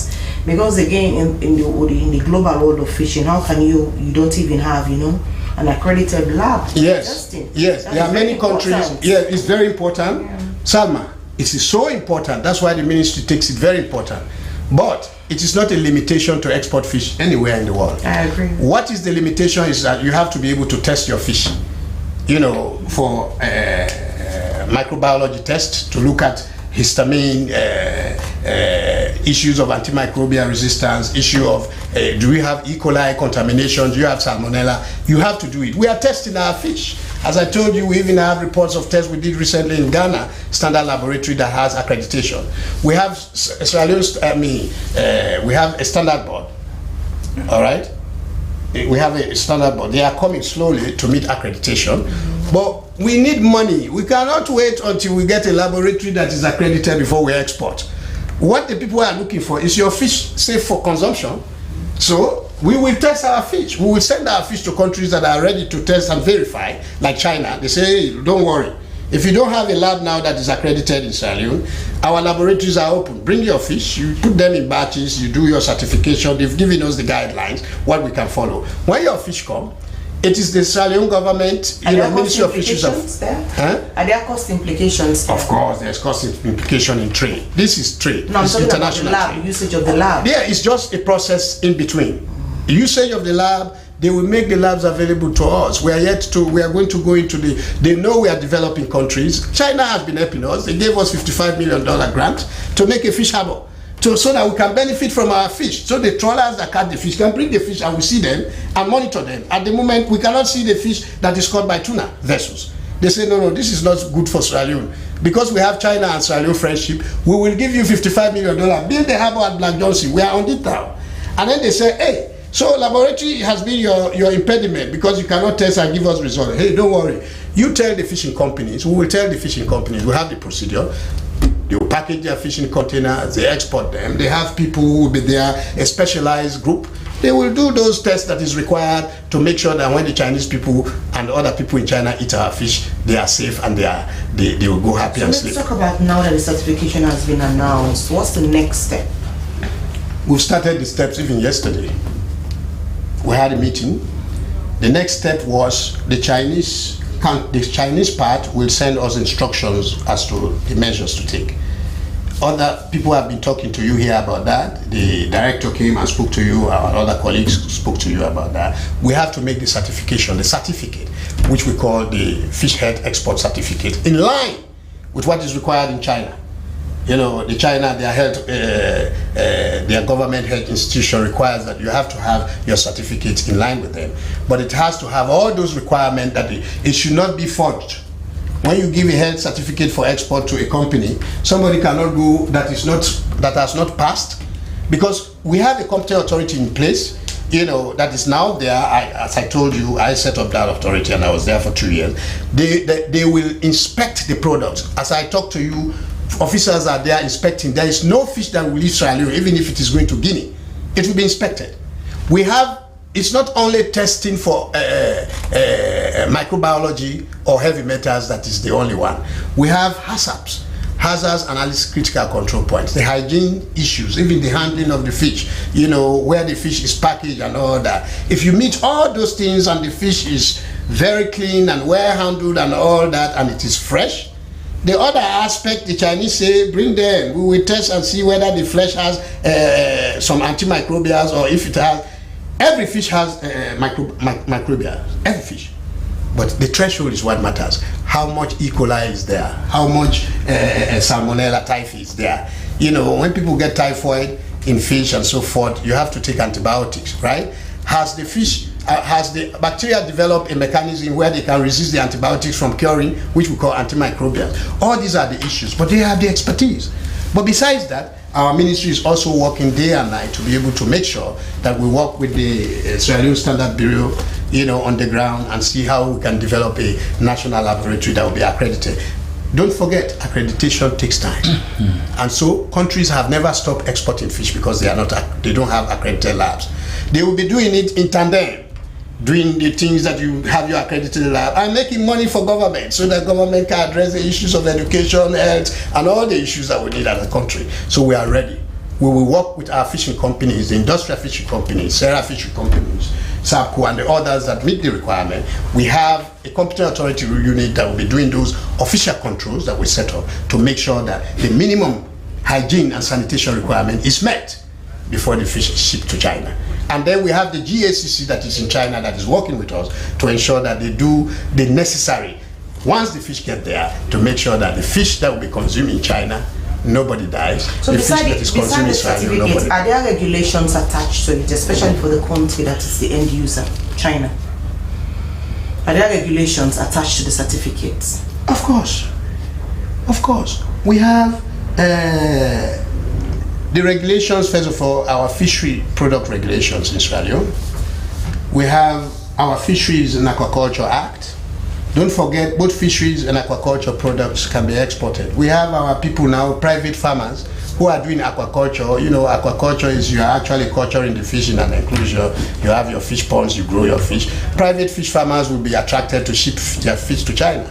Yeah, so we have all these regulations that talks about what to do so that your fish that is produced, you know, will be handled with care in terms of hygiene and sanitation, and the steps that you can follow to meet the minimum requirement of hygiene and sanitation for the importing country, in this case, China.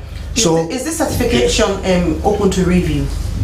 Or once the country is certified excellent, that's the end? No, it's like when you have a medical doctor that is announced today that he is a medical doctor.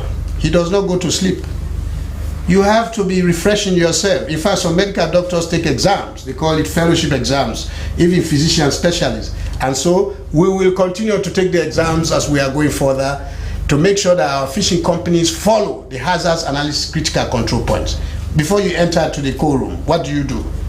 Yeah? Are you going to touch the fish with your foot, or are you going to handle it with your hand? Do you wash your hand before you touch the fish?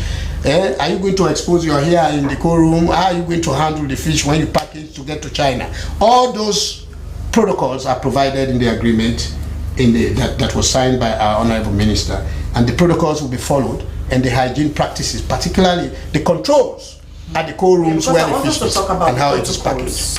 What are these protocols? Let's talk around that.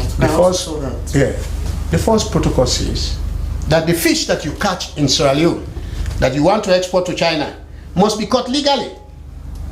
What that means is that you cannot come and when the minister is sleeping and everybody is sleeping, including the competent authority people in the ministry and even Mr. Say, and everybody is sleeping, you go slowly with your trawler, no license and everything, you go and catch your fish, and then you now come and package it and say you want to export it to China. No, it's not going to be accepted, because it is only those companies that the Ministry of Fisheries will vet and approve that these companies are fishing within the legal provisions of Sierra Leone, that the fish that is caught in the exclusive economic zone was caught legally.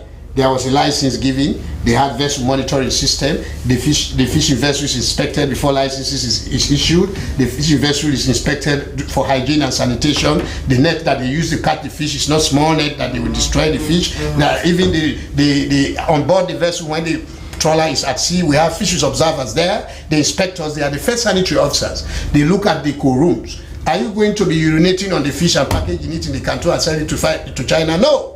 We will have to make sure the fish that is caught and packaged is following those rules and regulations that is provided by us. And it is legally caught, and the legality is based on what I have just said. You have to pay licenses and royalties. The fish in the water belong to Sierra Leone government, so you pay license.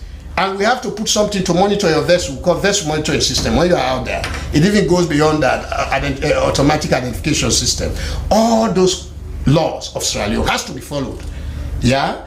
In fact, you know, you will not even have the chance to export, because Sierra Leone government, through the Ministry of Fisheries and Marine Resources, will have to certify you by putting the emblem. There is going to be a seal. Once you have that seal from the Ministry of Fisheries stamped, that is certified that you can export, then you can. Nobody, no fishing vessel that is doing illegal fishing, poaching, when we are sleeping, you come and steal our fish and you want to, no, they will ask you for the seal.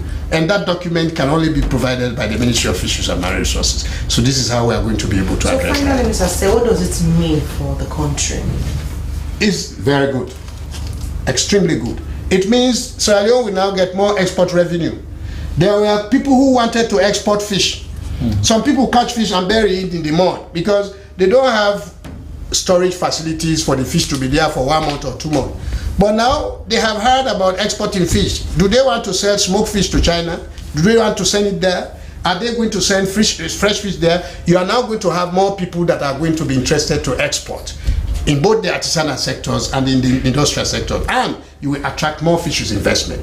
Vessels will come, because now they have direct export, and because Sierra Leone carries low tariff, when you have a fishing cartoon that you land at the China port and it is written on its origin Sierra Leone, it means you are going to pay small money per cartoon as tax. If you have it written on it Ghana, origin Ghana, you pay more. If you have it written on it origin Senegal, you pay more. Why? Because Senegal and Ghana have been exporting more fish to China, so they raise the tariff from time to time. Do we have the market for Asia? We do have. Because apart from China, even with the local, we have. Even with the local markets, I know how they struggle to even get fish. No, I disagree with that.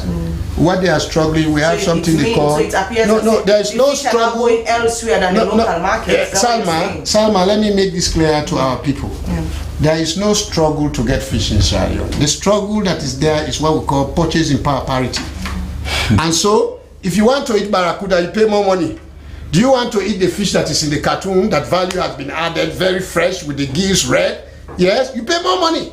Do you want to eat herring that is caught by the artisanal fishermen? Even herring now is difficult. No. Okay, well, maybe we'll say in the month of August, for example, and September.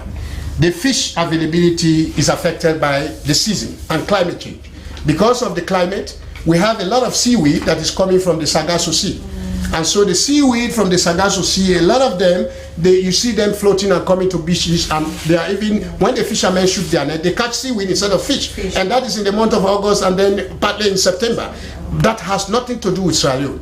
It has nothing. It is the whole West African Atlantic Ocean, because we have warmer waters, which is affected by climate. We have a lot of nutrients in the waters during the rainy season, and so we have what we call bloom of seaweed, and then there will be a lot of seaweed. So the artisanal fishermen, if you go to Tumbo now, they are not catching much. You go to Godri, they are not catching much because of the seaweed bloom that is tied to climate change. Thank you so much, Mr. Sayed, this afternoon for joining us. So, Bami, as we try to round up, which could be the next move? Because I just feel, I think maybe 6 days to the 30th. Yeah.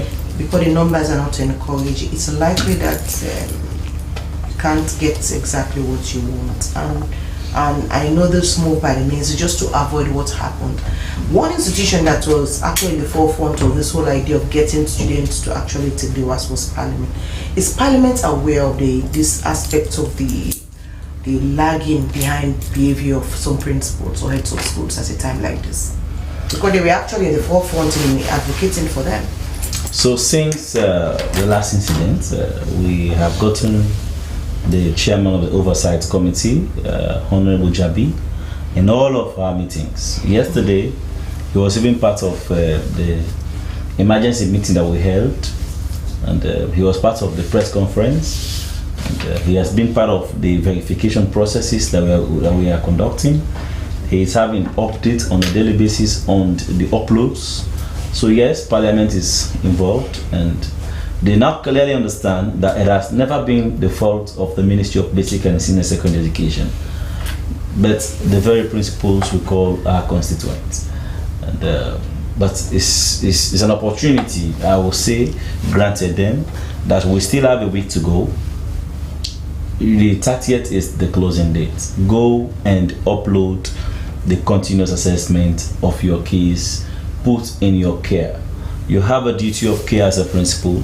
For some of us, probably is the kind of schools we attended. It is even an insult to be reminding your principal on TV, on radio, go do your job. It's not called for to tell a senior official, go do your job. We're not babysitting people. We're expecting our principals to be very proactive. You've been given a whole month of window to upload your continuous assessment. 3 weeks is gone.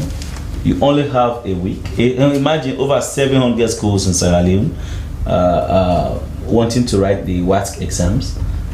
Only 60 have uploaded. Okay. It's so pathetic. Okay, thank you so much. Yes, Mr.